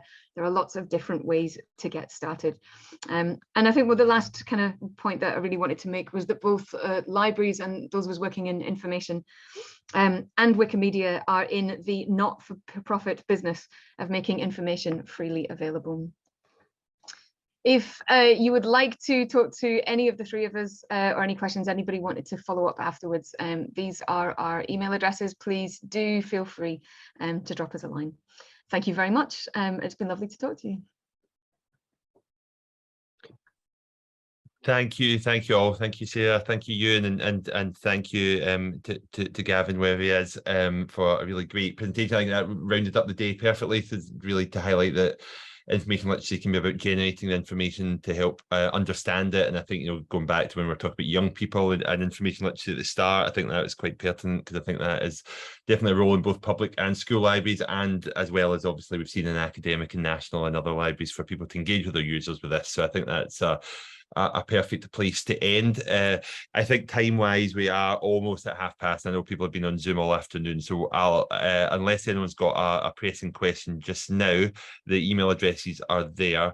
I'll not end the meeting right now if anybody wants to take a note of them, but we will share. I think we can share the chat afterwards. I'll save a copy as well just now.